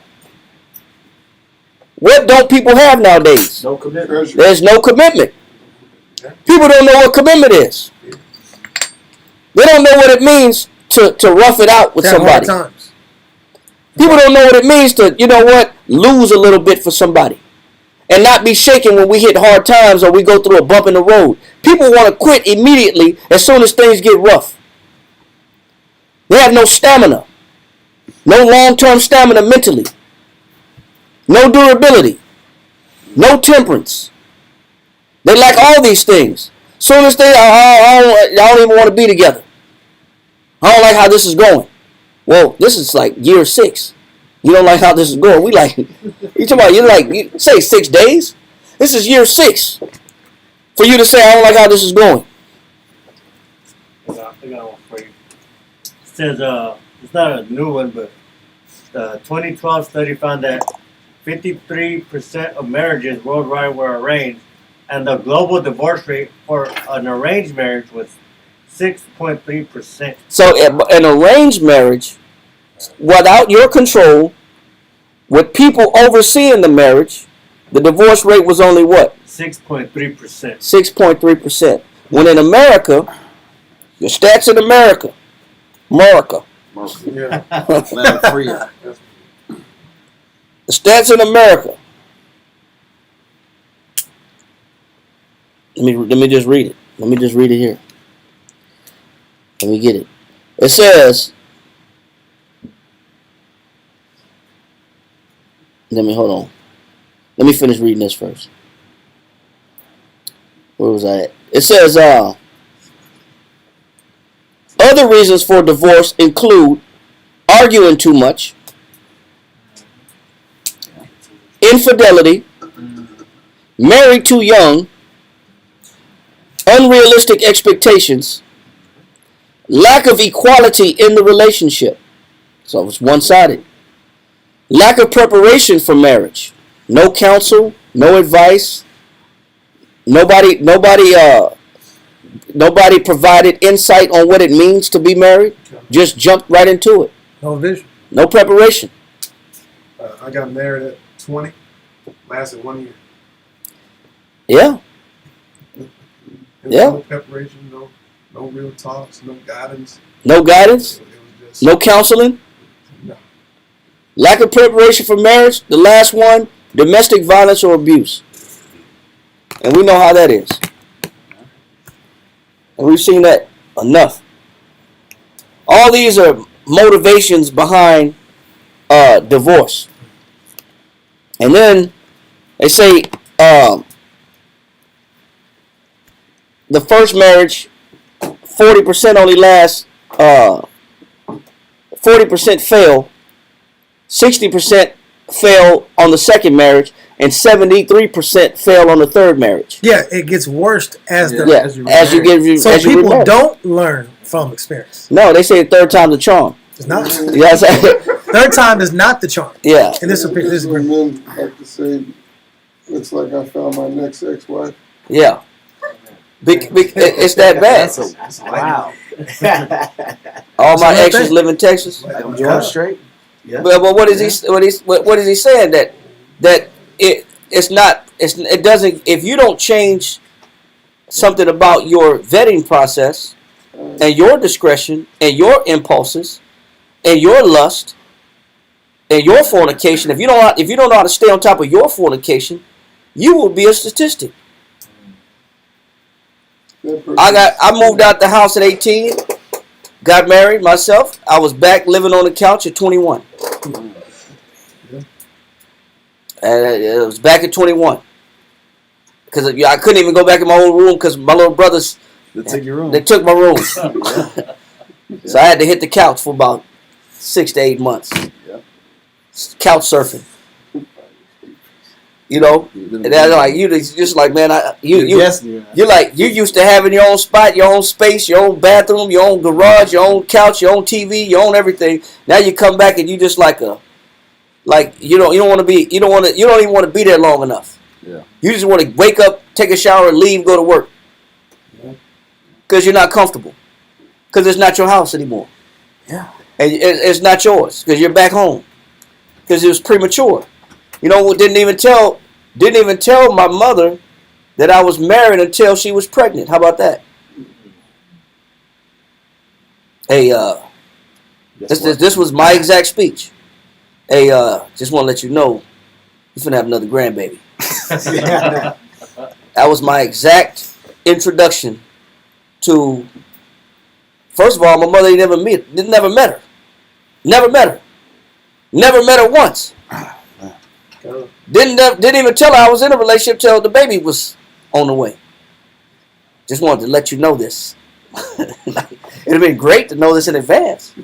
But you know what I didn't want? I didn't want to be told no. I didn't want to be told, hey man, this is not a good fit for you. My brother was telling me, it's not a good fit for you, bro. I didn't want to hear that. I didn't want to be told no. I bypassed all instruction.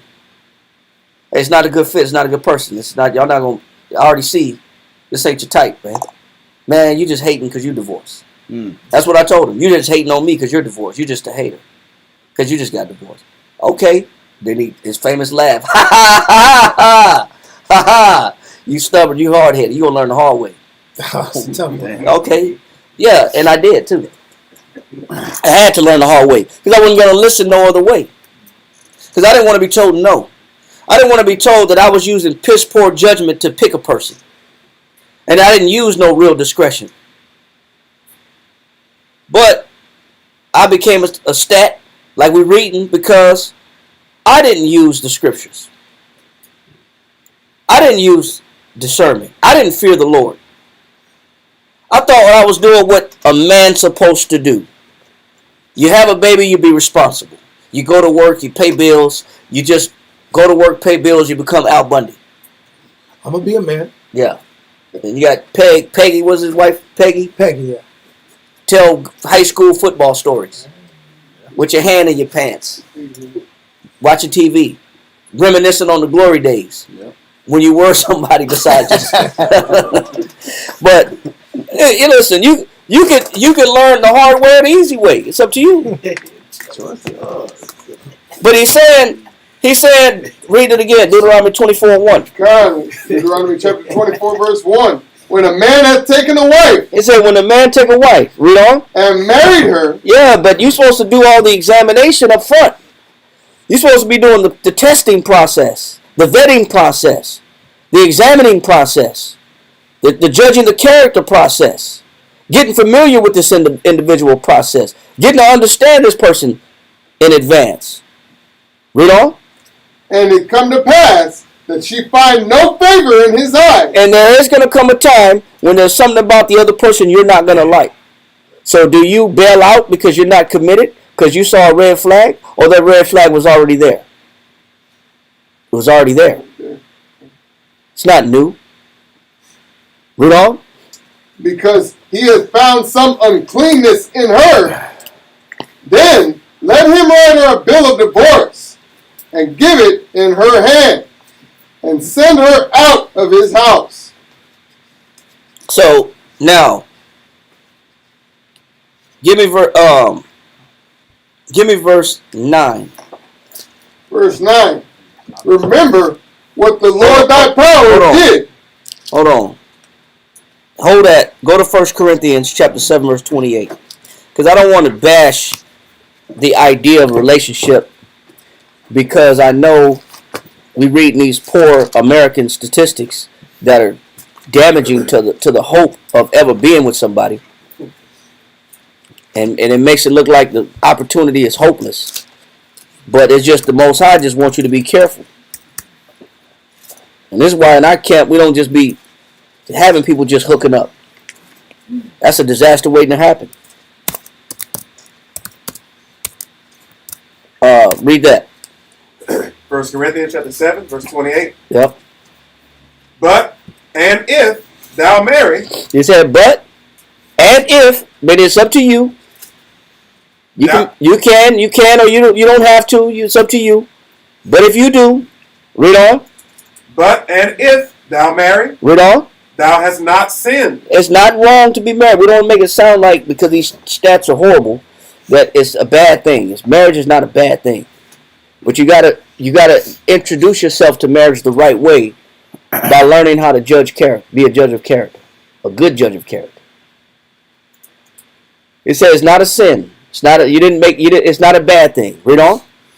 And if a virgin marry, she hath not sinned. It says she has not sinned. Read on. Nevertheless, He says, but I will say this. He's going to speak his peace. Read on. such shall have trouble in the flesh. It says there will be what? Trouble in the flesh. Now, there's trouble on both sides when you create or establish a marriage. There will be trouble on both parties, for both parties. On the male side and on the female side. The man's side and the woman's side. The troubles with the man that he has to deal with in a marriage, that he has to monitor, is, let's go to Colossians chapter 3, verse 19. What is the troubles that will be there that Paul is talking about? Because Paul wrote this also. Colossians chapter 3, verse 19. Read that. Husbands, love your wives. It said, do what? Love your The wives. trouble he's going to have as a man is to love his wife. Read on. And be not bitter against them. And what is the trouble that a man's going to have with a wife? Who wrote this? Paul wrote this. The same one that said that a marriage is not a sin, but they will have trouble in the flesh. He understands what happens with people when they get together. What a man is specifically, in particular, what is his trouble? He grows what? He grows bitter. That's a common defunct attribute in a man, that a man's perspective can turn sour towards his woman. He can become bitter when he starts to see too many things as unclean. It says, be not bitter what? Right. It says, husband, love your wives and be not bitter against them. And be not what? Be not bitter against them. That's a fault in a man. That's why he's addressing men that are married. Don't grow bitter. That is a battle for a man not to turn sour on his woman. That's a battle. Because there's some things that he's not going to like. Another thing, 1 Peter chapter 3, verse 7.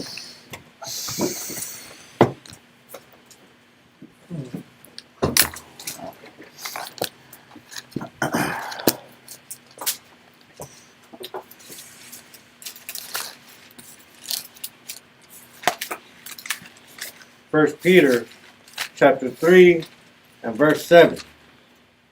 Likewise, ye husbands, dwell with them according to knowledge. He says you got to dwell with them according to what? Knowledge. A man cannot dwell with them according to emotion. Because if I'm bitter, I'm in my what? I'm in my feelings. And if I'm in my feelings, what stops when I'm in my feelings with a woman? Teaching. Say it again. Teaching. Teaching them. Yes, that's true. When I grow bitter with a woman as a man, I stop doing what? Stop teaching them. I stop teaching them. Yep. I stop having the desire to open the book. That's what goes out the window when I turn bitter. I don't want to invest into them anymore. That's facts. Because in my mind, I'm wasting my time because I'm growing cold. So why even open the book? I'm more likely and more willing to teach a stranger or to teach somebody else than to teach the person that I'm supposed to be teaching. I'll make the time to teach somebody else. I'll be breaking scriptures down and you need to read up one more time. Start from verse 1. Read all the whole chapter. I'm more willing to do that with somebody else than the person that I should be teaching. Because why? Because I'm pissed off. I'm in my feelings. So I don't want to open the book anymore. I don't want to read the Bible with this individual. I don't want to invest into this person because I feel like it's a waste of my time. Why? Because I'm getting bitter. So the teaching goes down the drain when you go bitter. That's another trouble that a man will have when he does grow bitter. Yes, sir. Genuine question. So that knowledge still is information gained through study. So you're studying her to teach her. Yeah, you're teaching her the things that she's weak at. Why? Read on. It says, likewise, ye husbands, dwell with them according to knowledge, giving honor unto the wife, as unto the weaker vessel. Because there's some things that she's not going to be what? Strong at. So you got to compensate the things that she's not strong with more knowledge on how to overcome it. Because a woman is emotional. You can't be just as emotional as your woman is. Because you'll shut her off and not want to open the book anymore. And what else will a man do when Paul is explaining there will be trouble in the flesh? 2 Timothy 2:24.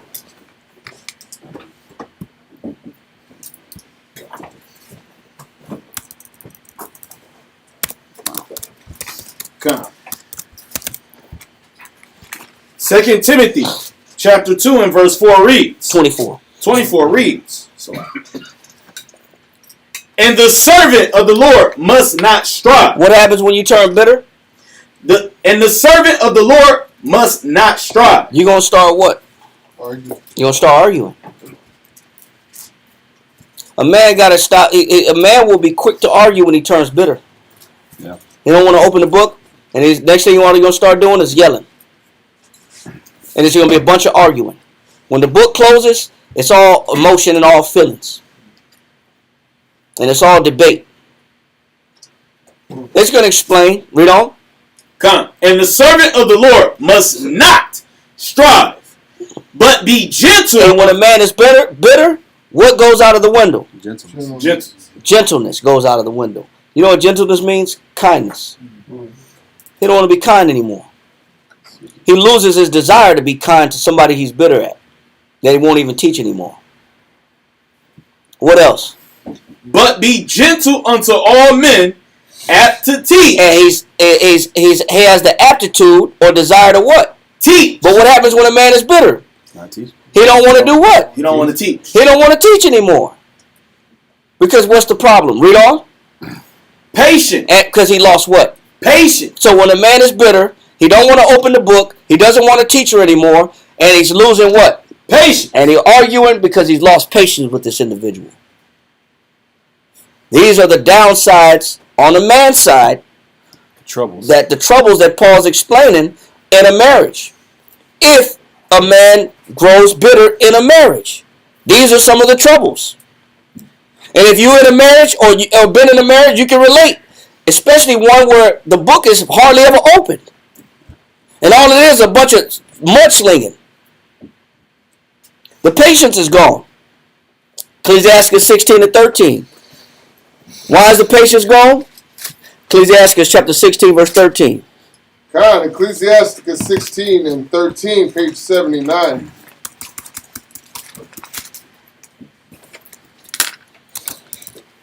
The sinner shall not escape with his spoils, Read on. and the patience of the godly what? shall not be frustrated. Why did I lose my patience? Because I'm what? Frustrated. Because I'm frustrated. What happens when a man is frustrated in a marriage? He loses patience. He doesn't want to teach. He doesn't want to be kind anymore. And he's bitter and he's cold. And there's a bunch of yelling going on. Sound familiar? Yeah. I know it. I can relate. I've been in those shoes. I'm guilty. I'm guilty 10 times over. Now, on the woman's side, what is the bad side or the downside of the troubles you're going to have? On the woman's side, if you're married. These are things a woman, we just read what a woman got to deal with in a man. And we can't even discuss this whole topic in one day. It's too much to go over in one day. But what's the downside that a man got to deal with when he's dealing with a woman and he's married with a woman? What's the trouble that Paul is talking about? Let's go to Colossians chapter 3, verse 18. Colossians chapter 3, verse 18. Mm-hmm. Wives, submit your Stop. What doesn't a wife want to do? wives, submit yourselves unto your own husband. What stops going out the window? Submission. What's the trouble that a man what he wants but he doesn't get? What's part of the trouble of being married that you're going to experience if things turn sour? A woman will stop doing what? Submitting. She'll stop submitting. She'll stop following you. And that bothers a man. That agitates a man when he can't get her to do what he wants her to do. Then things turn violent and physical. Because she stops following. This is what a man will do in a marriage, and this is what a woman will do in a marriage. That's why Paul is addressing both parties. Both of them are guilty if they allow this to happen in a relationship. He'll turn cold and she'll stop following. She don't want to submit anymore. He said, wives, do what? Wives, submit yourselves unto your own husbands, Go ahead. as it is fit in the Lord. Because that's right by the Most High. The Most High wants a woman to submit. But what will a woman do in a marriage? Stop following. Stop listening. And that just burns a man up. But both of these things could influence a marriage the wrong way. And these are the things that you could find that a man will say, this is why I got to get rid of her. Now go back real quick to Deuteronomy chapter 24, verse 1. Go ahead, Dad. Deuteronomy 24 and 1. Read that.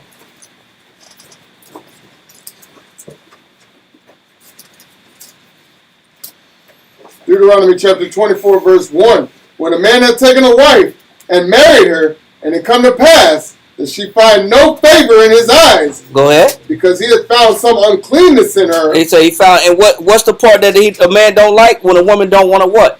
Submit. When a woman don't want to submit. Because a woman has turned into who? Now read verse 9. Who did she turn into? Verse 9. Remember what the Lord thy power did unto Miriam. He said, by the way. who did she turn into? Miriam. So he said, they said, remember, that's why the Bible said, remember what the Most High did to who? Miriam. To Miriam. Miriam. What did the Most High do to Miriam? Let's go to Numbers chapter 12. Let's go to Numbers chapter 12, verse 1. What did the Most High, he said, remember what the Most High did to Miriam when she was found by the way. Numbers chapter 12, verse 1. And Miriam and Aaron spake against Moses. When a woman don't want to submit and follow, what does she start doing? Speaking against you. She starts speaking against you. She don't want to follow you. She starts questioning you. She starts criticizing you. She starts analyzing you, judging you. He said, remember what Miriam did. Remember what the Most High did to Miriam. Why? Because Miriam and Aaron was doing what? Speaking against Moses. They start speaking against Moses. Now you got a woman. What's the downside of being a marriage? If you let these things influence your marriage the wrong way, When a woman stops submitting, she gonna start doing what? Speaking against. She gonna start speaking against you. She's not following you anymore. She gonna start criticizing everything you do. Everything you do, every decision you make, every move you make will be questioned. Because she don't follow it. She don't trust it. It says, spake against Moses. Read on. Because of the Ethiopian woman. Because the choice of woman. Go ahead. Whom he had married. It was Moses' marriage. But she had something to say about it. Because when a woman stops following a man, she's going to always have something to say. When she stops submitting, she's going to have an opinion. Yep. And that opinion is going to suck. And that's why, go back now to 24:9. Deuteronomy chapter 24, verse 9. Remember what the Lord thy power did unto Miriam. That's why he said, remember what the chapter is about marriage. He said, but you better remember, specifically women, they better remember what the Most High did to Miriam. Because she had an opinion she didn't want to follow. She didn't want to submit. She didn't agree with Moses. Read. God. After that, ye were come forth out of Egypt. Go ahead. Verse 10. When thou dost let. That's it. Because you know what happened to Miriam? Right. She got stripped. The Most High struck her with a disease. With leprosy. Because she was running her mouth. And that's what the Most High said. He's telling women, you better remember this. The Most High don't want a woman to do what? Start running her mouth. These are things that destroy marriages. Opinions. This is on the woman's side of things that they could do that could disrupt a marriage. We just did the men's side earlier. We just talked about what a man would do. And we're talking about what a woman would do. She'll stop following. She'll start running her mouth, having an opinion. And the Most High said, don't forget what I did to Miriam. Proverbs chapter 19, verse 13.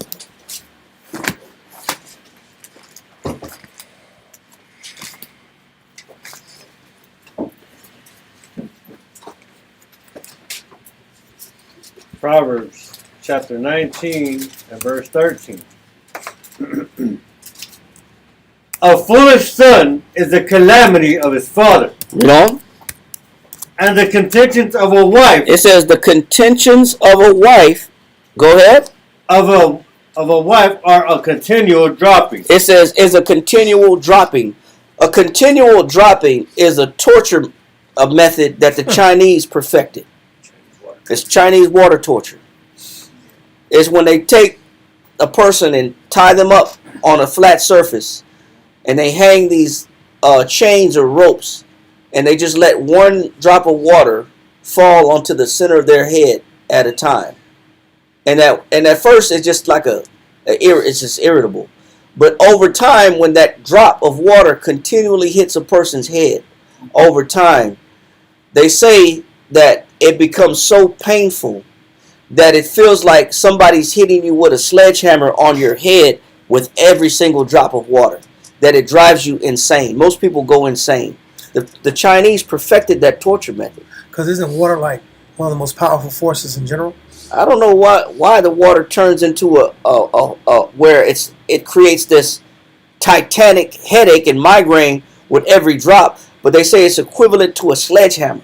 I don't know the attributes of why it does that, but whatever reason it does it, the Most High said a woman's mouth could be equal to that. Wow.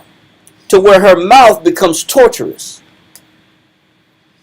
And these are the things that can disrupt a marriage on a woman's side. These are the things that she got to monitor. If a man has to monitor his ability not to turn bitter and cold and to keep his patience and maintain patience and keep teaching and not grow agitated, a woman also got to watch her mouth, watch her opinion, and stay in submission and constantly yield. Because if not, he said it's like a continual drop and it's torture when a woman just will keep running her mouth criticizing you about everything you do. On both sides, it can destroy a marriage. On both sides.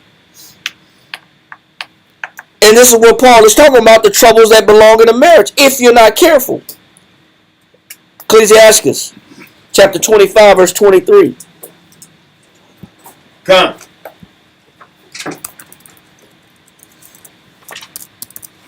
Ecclesiastes chapter 25 and verse 23 reads.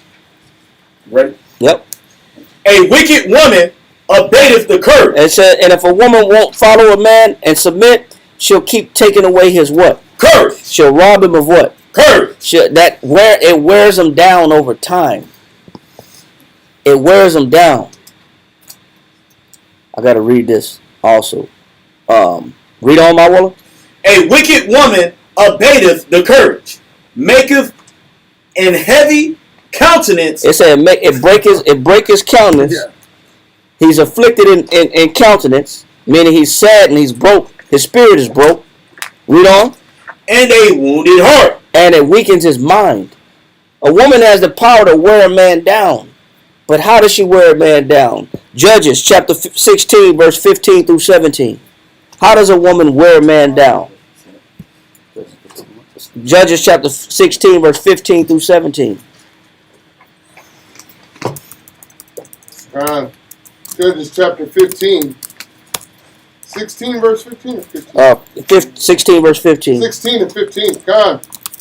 And she said unto him, How canst thou say, I love thee, when thine heart is not with me? A woman will say, How come you say you love me, but your mind ain't with me? Read on. Thou hast mocked me these 3 times, Go ahead. and hast not told me wherein thy great strength lieth. Go ahead. And it came to pass, Verse 17. verse 17, that he told her all his heart, and said unto her, There hath not come a razor upon mine head. Why did he give up his secrets? Verse 16. Verse 16, and it came to pass, when she pressed him daily. She did what? Pressed him daily. Because she pressed him how often? Daily. Go ahead. With her words. With her words. Now, I'm going to read this out of another translation. She tormented him day after day until he was sick to death of her nagging. Wow. What way can a woman get under a man's skin? Through nagging. Through constantly nagging and nagging and nagging. It's not by muscle, it's by her speech. It's by her words. That's why I said the contentions of a wife are a continual dropping. It's torture. The nagging becomes torturous. And eventually it will break a man. Just because she's constantly berating him, criticizing him, but it's destroying his confidence. This can happen. Both of these things are prominent situations that can occur in a relationship. And you got to make sure you don't let none of these things on either side, male or female, influence your relationships. That's why you have to be prepared to go into a marriage. You have to know what comes with being married before you jump into a relationship. Because these are the downsides that nobody talks about in a marriage. So that you don't become a statistic. And that's what we're trying to keep people from doing. But what people say, I know what I'm doing already. I've been down this road before. This ain't my first rodeo. I got it under control. Who you think you're talking to? I've been down this road before. I know what I'm doing. Man, you tripping. You don't even know what you're getting yourself into. Because people don't know what it takes to be married. They think they know what it takes to be married. They have no idea what it takes to be married. They just see lust. They see lust. They see physical connections and fake stimulus with no substance. I haven't really got to the core of the person that I'm dealing with to try to create something. We all got a story to tell about how we may have moved too quick or too soon, if you're old enough. 1 Corinthians chapter 7 verse 3. Because what a lot of us don't understand is, what does it take to be married? What does it take to be married? 1 Corinthians. 1 Corinthians chapter 7 verse 3. Read that. Let the husband render unto the wife due benevolence. What does it take to be married? Let the husband render unto the wife due Benevolence. Benevolence means a desire to promote their happiness. Meaning, I have a desire within me to see the other person happy. This is not a one-sided thing in a relationship. Do I have the desire to actually see the other person be happy? If you don't, then you don't need to be married.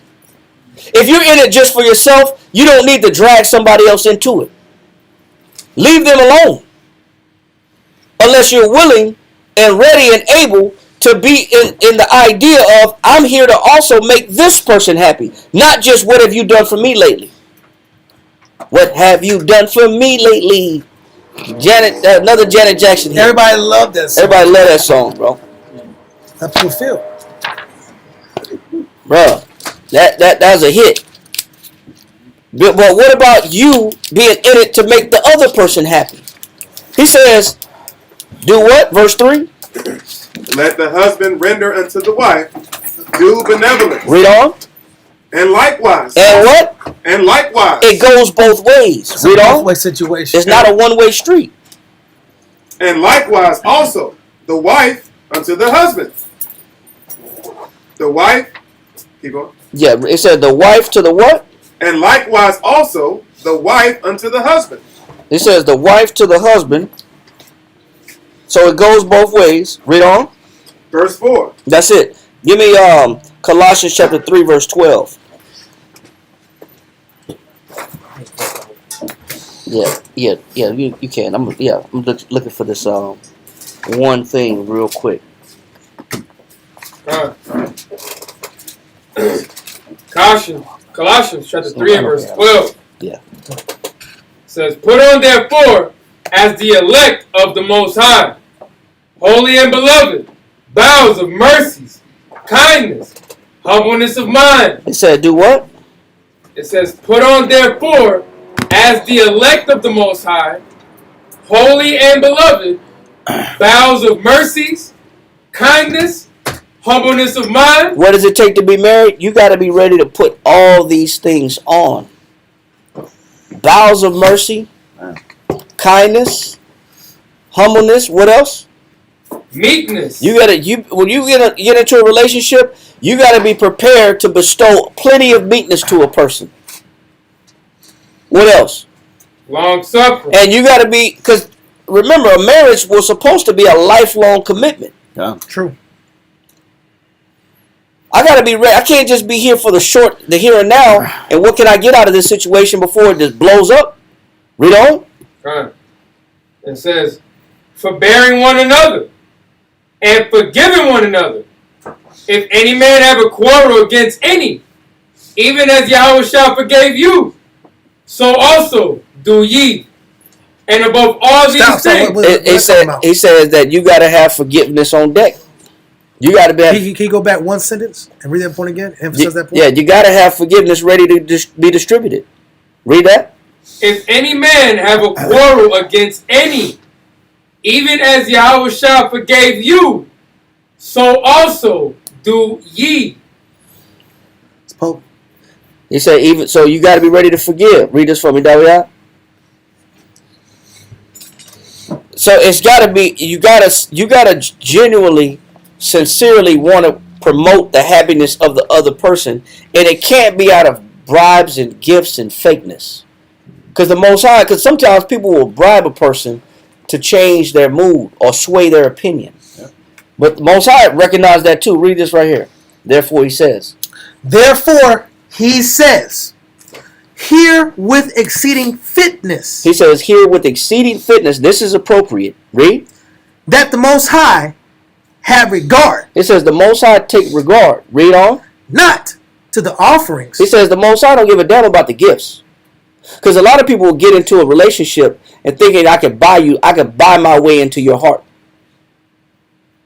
Or I can buy my way into changing your perspective or making you love me by what I spend, how much I spend on you. Because I got all the gifts in hand. And it's all the things all the money I spend and all the things that I do for you. Because I bought you this and I bought you that. Because it's about the gifts. Look at what I've done for you. The Most High don't give a damn about the gifts. When you're making a relationship with Him. Because that's fake. You're bribing. He said the Most High is perfect fitness, Because he don't have regard to what? To the offering. He don't give a damn about the offerings and the gifts. More so than what? But to those who offered them. The Most High care about the intention behind the gift. Why did you do what you do? Was it sincere, or you're just trying to sway me? Is it sincere, or you're just trying to buy me? The Most High said that was the difference between Cain and Abel. Mm-hmm.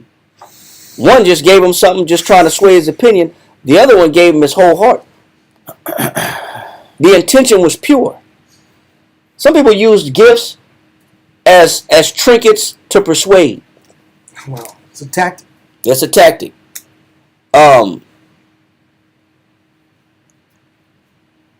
Read on. Rather than to the gifts themselves. The Most High don't care about the gifts themselves. He's looking at the person that's giving it, the intention behind the gift, not the gifts themselves. Give me this right here. The last couple of sentences kill us. Read this right. It says flattery. Flattery can often. In Proverbs 29? Mm-hmm. Proverbs 29 and verse 5. Flattery can often be used. It says flattery, people buying gifts, can often be what? Be used. For what? As a trap. Is a what? As a trap. So the Most High give a damn about the gifts? Nope. Because the gifts are a what? Trap. The gifts ain't nothing but a trap. People will scheme their way into a relationship. Yep. And they'll buy the gifts as to disguise themselves. I bought the gift so you don't see me. I did the kind gesture so you don't see me. That's powerful. He says people will use flattery for what purpose? As a trap. It's a trap. Read on. To hide ulterior motives. What is it for? To hide ulterior motives. Why do people give gifts? To hide ulterior motives. But they give a gift, but is that how they really feel? No. I bought you something, but is that how I really feel? No. Am I really giving? Am I really caring? Am I really sincere? But I just showed you a demonstration of it, so you should believe it. Since I demonstrated my love in the form of a material gift. Yeah. So you should believe that. No, you shouldn't. You shouldn't buy into people that's using flattery or gifts. It's a trap. It's a persuasion tool. It says they do it to hide what? Ulterior motives. Go ahead. The wicked always have a trap laid for others. It says the wicked always got a what? A trap laid for others. They always got a gift ready to be distributed. I keep a gift on me. I keep a gift on me. Cause I always got something to disguise what my real intention is. I always got to keep something with me to hide how I really feel. That's why the Most High don't give a damn about no offerings. Read that part again. Amazing, huh? The Most High hath regard not to the offerings, but to those who offered them, rather than to the gifts themselves. That's why the Most High, you can't bribe the Most High. Did they call that love bombing? Yeah, the sister said they call that love bombing. When I just keep showering you with gifts to blind the fact what I'm really trying to get out of you or what I'm really trying to do. My motives aren't pure. It's not sincere. Go ahead. For men have regard to regulate their approbation by the abundance and richness of offerings. Yeah, men try to get you to receive their gifts and the abundance of it, but that's not their real intention. It's not who they really are. Go ahead. But the Most High looks at the sincerity. He looks at what? The sincerity. The Most High don't give a damn about the gift is a disguise. That's a trick. Mm-hmm. The Most High don't look at the gift or the trick. He looks at what? The sincerity of what? Of the soul. He looks at the sincerity of the soul. So when you try to get into a relationship, are you looking at the sincerity of somebody's soul? Or are you just caught off guard because they bought you lunch? Are you just so overwhelmed because they said some nice things to you? Because they bought you some jewelry. Or they paid for something for you. James Avery with the trinket bracelet, with the extra charms on the bracelet. You got all your favorite charms on the bracelet. Yeah. But somebody, but that other spot, David Yerman? David Yerman, or start with the P. Patagonia. Not Patagonia. Pandora? But Pandora. Pandora. Yeah, Pandora. Pandora. Because you got me the new Pandora set. But people try to buy you. They try to buy their way into you. You can't get caught off guard with that. That's a trick. That's a trick. That's a trap. Or Bath and Body Works. Yeah, but you can't let somebody buy you. You gotta be checking for sincerity of soul. Yeah. We got that point? Yeah, but that's point. Yeah, go ahead. But the Most High looks at the sincerity of the soul, having no regard to ambition. He says, having no regard to what? To ambition or illusion of any kind. Right. That seals it. Yeah. This is what I want. The ambition is the purpose and what the desire. The why I'm giving you the why. gift. This is the gift because this is the desire. So that's ambition. Yep. And then the illusion is the effect. The illusion is I'm really charitable. Yeah. But that's not the reality of the spirit that you're dealing with. I'm really a taker, not a giver. It's like, But I want to pretend to be a giver by showering or love bombing, but I'm really a taker. it's what the fisherman does to the fish. He gets a little fish head or some type of device, throws in the water, and it has to dance in the water a little bit. It's a gift. Yeah. It's something. And then somebody ends up opening their mouth and getting hooked. They get allured. Yep. And it works every time. Because people don't know how to look at the soul. They don't know how to examine the soul. They don't know how to examine sincerity of a person. They just jump right into a relationship. And then they say, I was tricked. This person wasted my life. Yep. That's the reality. But, like I said, these are things this is what it takes to be in a marriage. A lot of people don't know what it means to be in a relationship. What does it mean to be in a marriage? You had Colossians 3, read verse 15. Me? Yeah, whoever had it, the brother had it. Come on. Colossians chapter 3 and verse 15. It says 3 and 15? Yep. Come on. We ain't finished 14. Read 14. Okay, come on. It says, and above all these things, put on charity. Real charity, not fake charity or fake demonstrations with gifts. Read on. Which is the bond of perfectness. Read on. It says, and let the peace of the Most High rule in your hearts, to the which also ye are called in one body, and be ye thankful. And be ye what? Thankful. When he says be ye thankful, what thankful about what? Go to Ecclesiastes chapter 26, verse 2. Ecclesiastes chapter 26, verse 2. Come on. Ecclesiastes chapter 26 and verse 2 reads, a virtuous woman rejoiceth her husband. Well, how does a virtuous woman rejoice her husband? Rejoiceth her husband. How? Read. And he shall fulfill the years of his life in peace. You know why she rejoices? How she rejoices her husband? Because she appreciates him. She's thankful. She sees the good in him.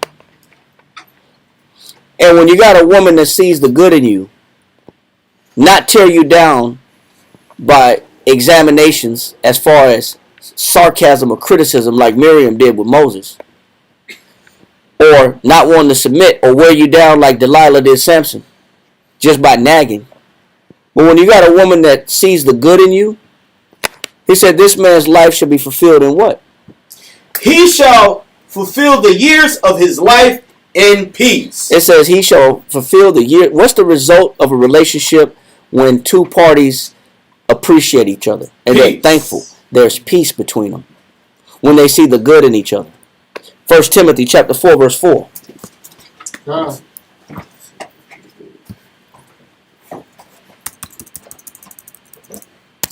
First Timothy 4 and 4. For every creature of the Most High is good. So I should be able to learn how to look at every creature of the Most High as what? Good. But we don't do that. All we see is the bad in a person. You got to learn how to see the good in people. If you don't know how to see good in people, if you don't want to be in a relationship with somebody that cannot see the good in you. It stinks to be in a relationship where people don't see the good in you. All they focus on is what's wrong with you. And they criticize. And they see what's wrong with you. Which are not. Which what you're not capable of, and what you're short in, and what you're lacking, and what you're missing. Man, that stinks to be in a relationship with somebody that can't see the good to what you bring to the table. All they see is the problem. But he said we should learn how to look at every creature of the Most High as what? Good. Go ahead. And nothing to be refused. Go ahead. If it be received with thanksgiving. If you appreciate what the Most High done, yes, you can see it that way. If you're thankful. A lot of times, if I'm an unappreciative spirit and I'm ungrateful, should I be in a relationship? No. No. Because I'll never see the good in the other person. I'll never see the good in them. I will always point out what's wrong with this individual. And because of that, there will always be a problem. 1 Corinthians chapter 7, verse 15. 1 Corinthians chapter 7, verse 15.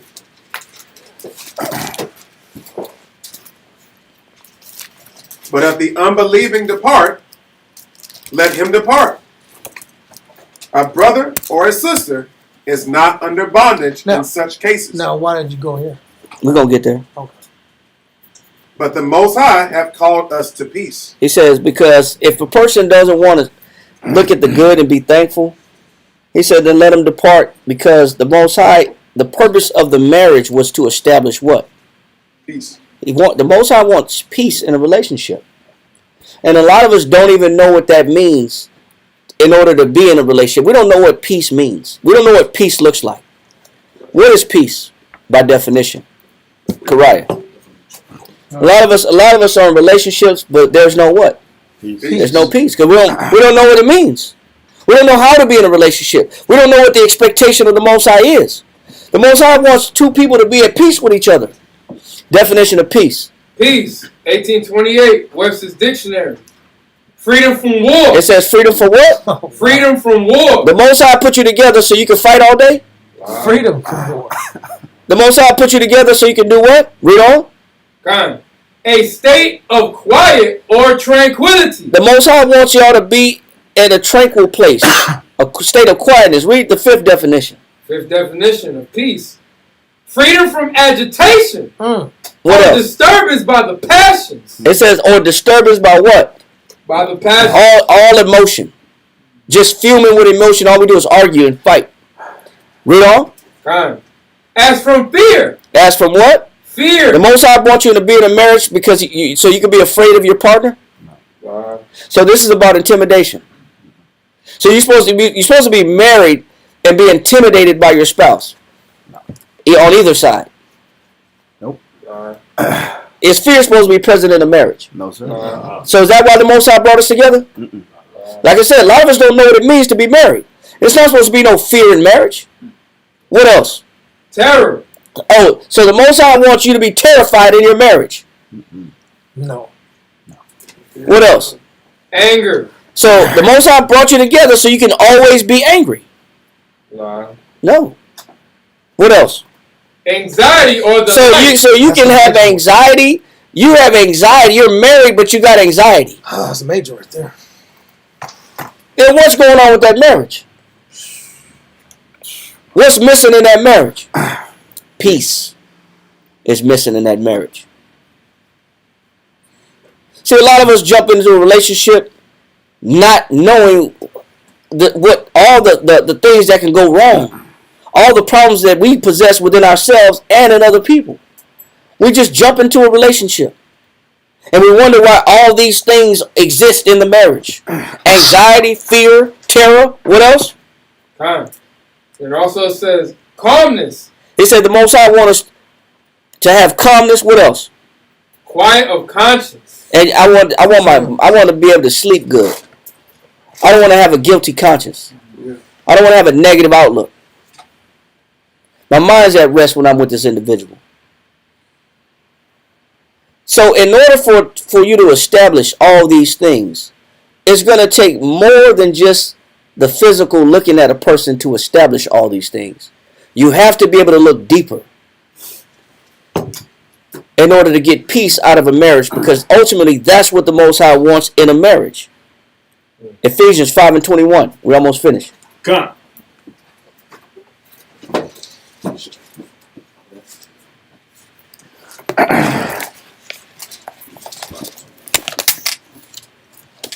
Come. Ephesians chapter 5 and verse 21 reads, submitting yourselves one to another in the fear of the Most High. He says, submitting yourselves one to another in the what? In the fear of the Most High. We're both supposed to be fearing who?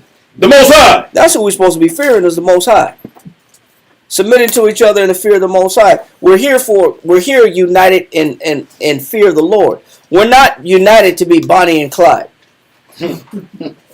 We're not here to be I rob and you drive. We're not here to be Tupac. All I need in this life of sin is me and my girlfriend. We're not here to create mayhem on earth. Chaos. And chaos. We're here together to both submit to the Most High. Not this partners in crime. We're not partners in crime. Because that's what a lot of people think. Yeah, that's my that's my Bonnie. I'm Clyde. That's my Bonnie. I need a ride or die chick. Whatever, man. We're here for crime purposes or for lust purposes. No, you're married so that you both parties could be submitted in the fear of the Lord. That's what the Most High wants. Go to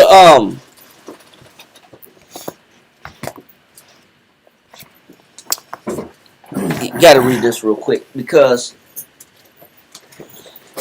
this is an interesting point that and we've actually heard this statement before.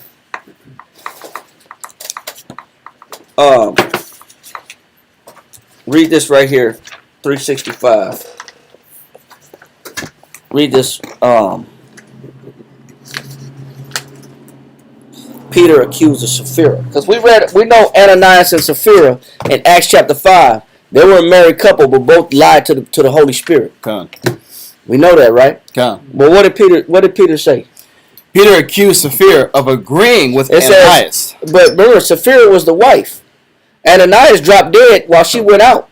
And when she came back, she didn't know her husband was buried. And he asked her, did you sell the land for such and such price? She was in agreement, and she colluded with her husband. In negative. What did Peter say? Peter accused Sapphira of agreeing with Ananias to test the Spirit of the Lord. So some people, they do things to do what? To test the Spirit of the Lord. Because some people wants to know how far can a lie go. Yeah. That's what people actually say. I just want to see how far can a lie go. People say that. That's deep. That's the same thing. But read on.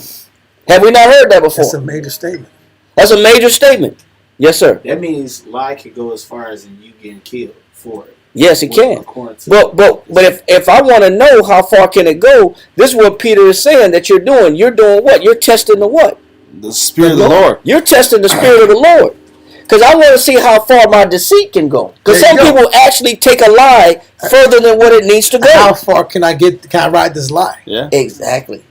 Yeah. Lie riding, really. Yeah. A lot of people want to know how far can I keep being dishonest and how far can this go? How far can it take me? But read on. To test the Holy Spirit. It said, but what you're doing is you're testing the Holy Spirit. Wow. Go ahead. Is to see how much one can get away with. It's to see how much one can what? Get away with. I want to see how far a lie can go. Man. So I'm going to keep lying because I just want to see if anything bad is going to happen. That's great. Have we not heard this before? That's a real statement. Read on. It says, to test the Holy Spirit is to see how much one can get away with before he judges. Before the Most High does what? Judges. Some people have this mentality that I'm just going to keep doing things my way until I see the Most High pass judgment on me.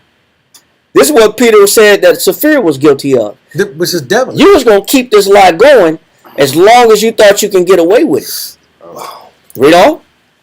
It says, it means to presume on him to see if he will perform his word. You're tempting the Lord to see if he's going to perform his word.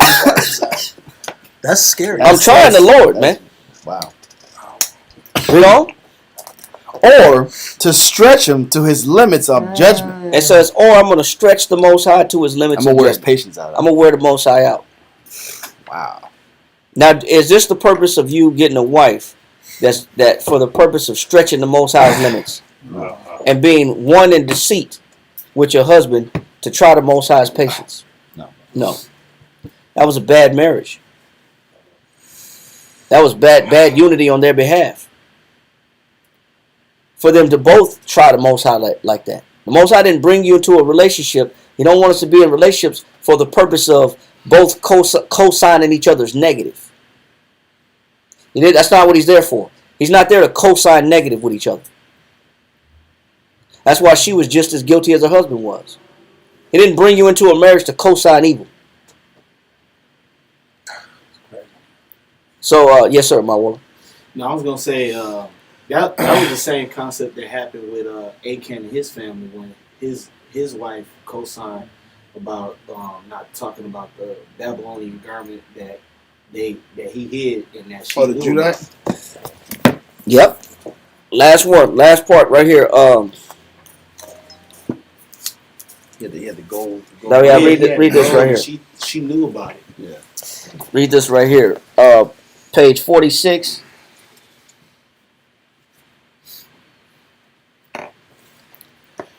Read this right here. Ananias and his wife. Ananias and his wife agreed to tell the same story. It says they agreed. The Most High didn't make you partners in crime. It's premeditated. It's premeditated. It's wicked. It was a plan. He says they agreed to do what? Tell the same story. Read on. And bargain. And the bargain being private. Go ahead. And by consent kept to themselves. Go ahead. Nobody could disprove them. And therefore they thought they might safely stand in the lie. It says they thought they could safely stand where? In the lie. Read on. And should gain credit to it. And get credit for it. For looking charitable. Wow. Read on. It is sad to see It says Matthew Henry said it's sad to see a marriage gone wrong. Where now I'm partners in crime. That's a bad marriage. He said it is sad to see what? It is sad to see those relations who should quicken one another. It says we're supposed to be in a marriage to do what? Quicken one another. We're here to bring each other to life, not to be partners in crime. We're here to inspire one another. If I'm getting into a relationship, the purpose of a relationship is to promote the other person's happiness. That's what giving the due benevolence means. Yeah. I'm here to bring this person up, not tear them down with negative and keeping secrets. Help me scam. Help me scam. Help me be dishonest. He said it's a shame or it's sad to see two people that did what? Those relations who should quicken one another. A marriage should be quickening each other. Read on. To that which is good, rather one another in that which is evil. Damn. That's a shame. We're bonding in the wrong thing. We're bonding for the wrong purpose. You got some marriages that are built on the wrong principles. Wow. They're not built on submitting in the fear of the Lord. They're built on keeping secrets with each other, lying behind each other's back, or keeping things from certain people's vision so as to not get in trouble or to look just. We're connected in weakness. We're connected in weakness, not strength. That's not a real marriage. It's a lot of things that can go wrong in a relationship. And this is why you got to examine thoroughly what you're getting into before you let your lust get the best of you. Any questions? Hope it was easy to understand. All right. Last verse. Genesis chapter 31, verse 49. That's on you. Genesis chapter 31, verse 49. Wrong.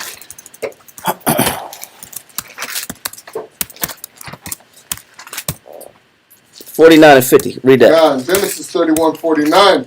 And Mizpah, for he said, the Lord watch between me and thee. He said the Most High is watching relationships. Read on. when we are absent one from another. Go ahead. This is the deal that Jacob made with Laban. Read on. God, verse 50. If thou shalt afflict my daughters, or if thou shalt take other wives beside my daughters, no man is with us. See, the Most High is witness betwixt me and thee. They both made an agreement, and they both acknowledged that the Most High is watching who? How marriages are arranged. They're both acknowledging the fact that I don't have to be present, but the Most High is present with the marriage.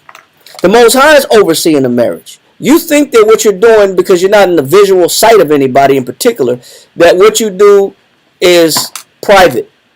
But the Most High is judging between households, how husbands and wives operate with one another. The Most High is a witness to all of it. Last one, Malachi chapter 2, verse 10.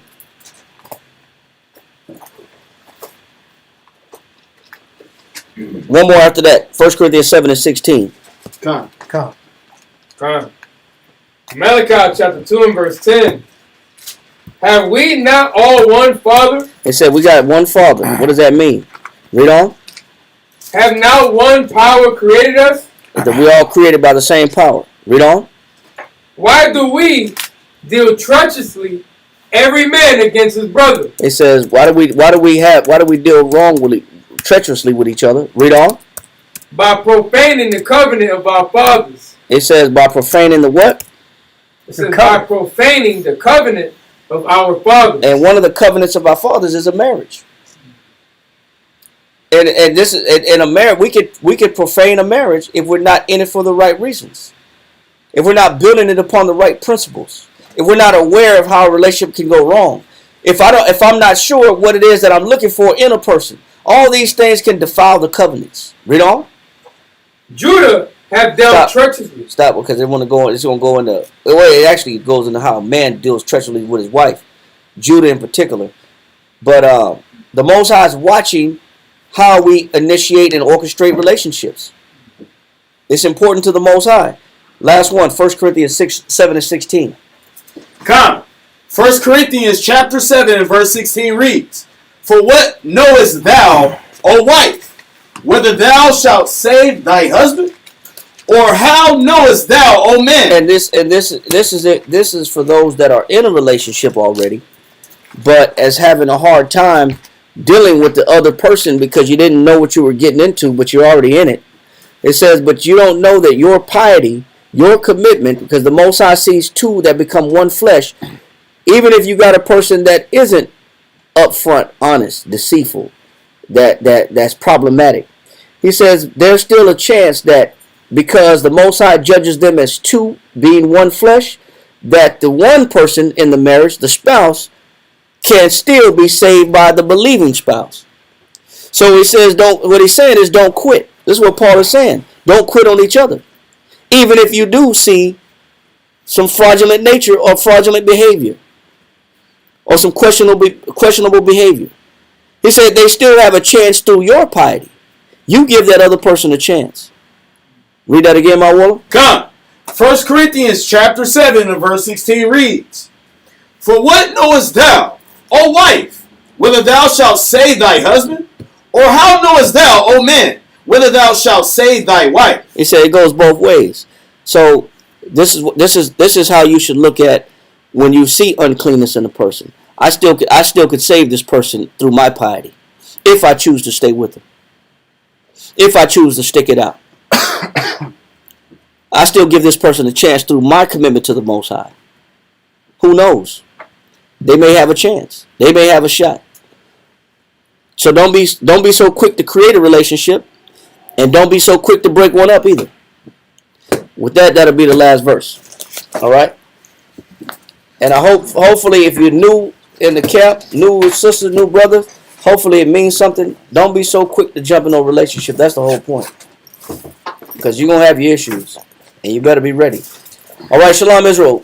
Good to see y'all, and shalom to everybody online. We'll see you again on Friday. All right, shalom. Bless you. Shalom.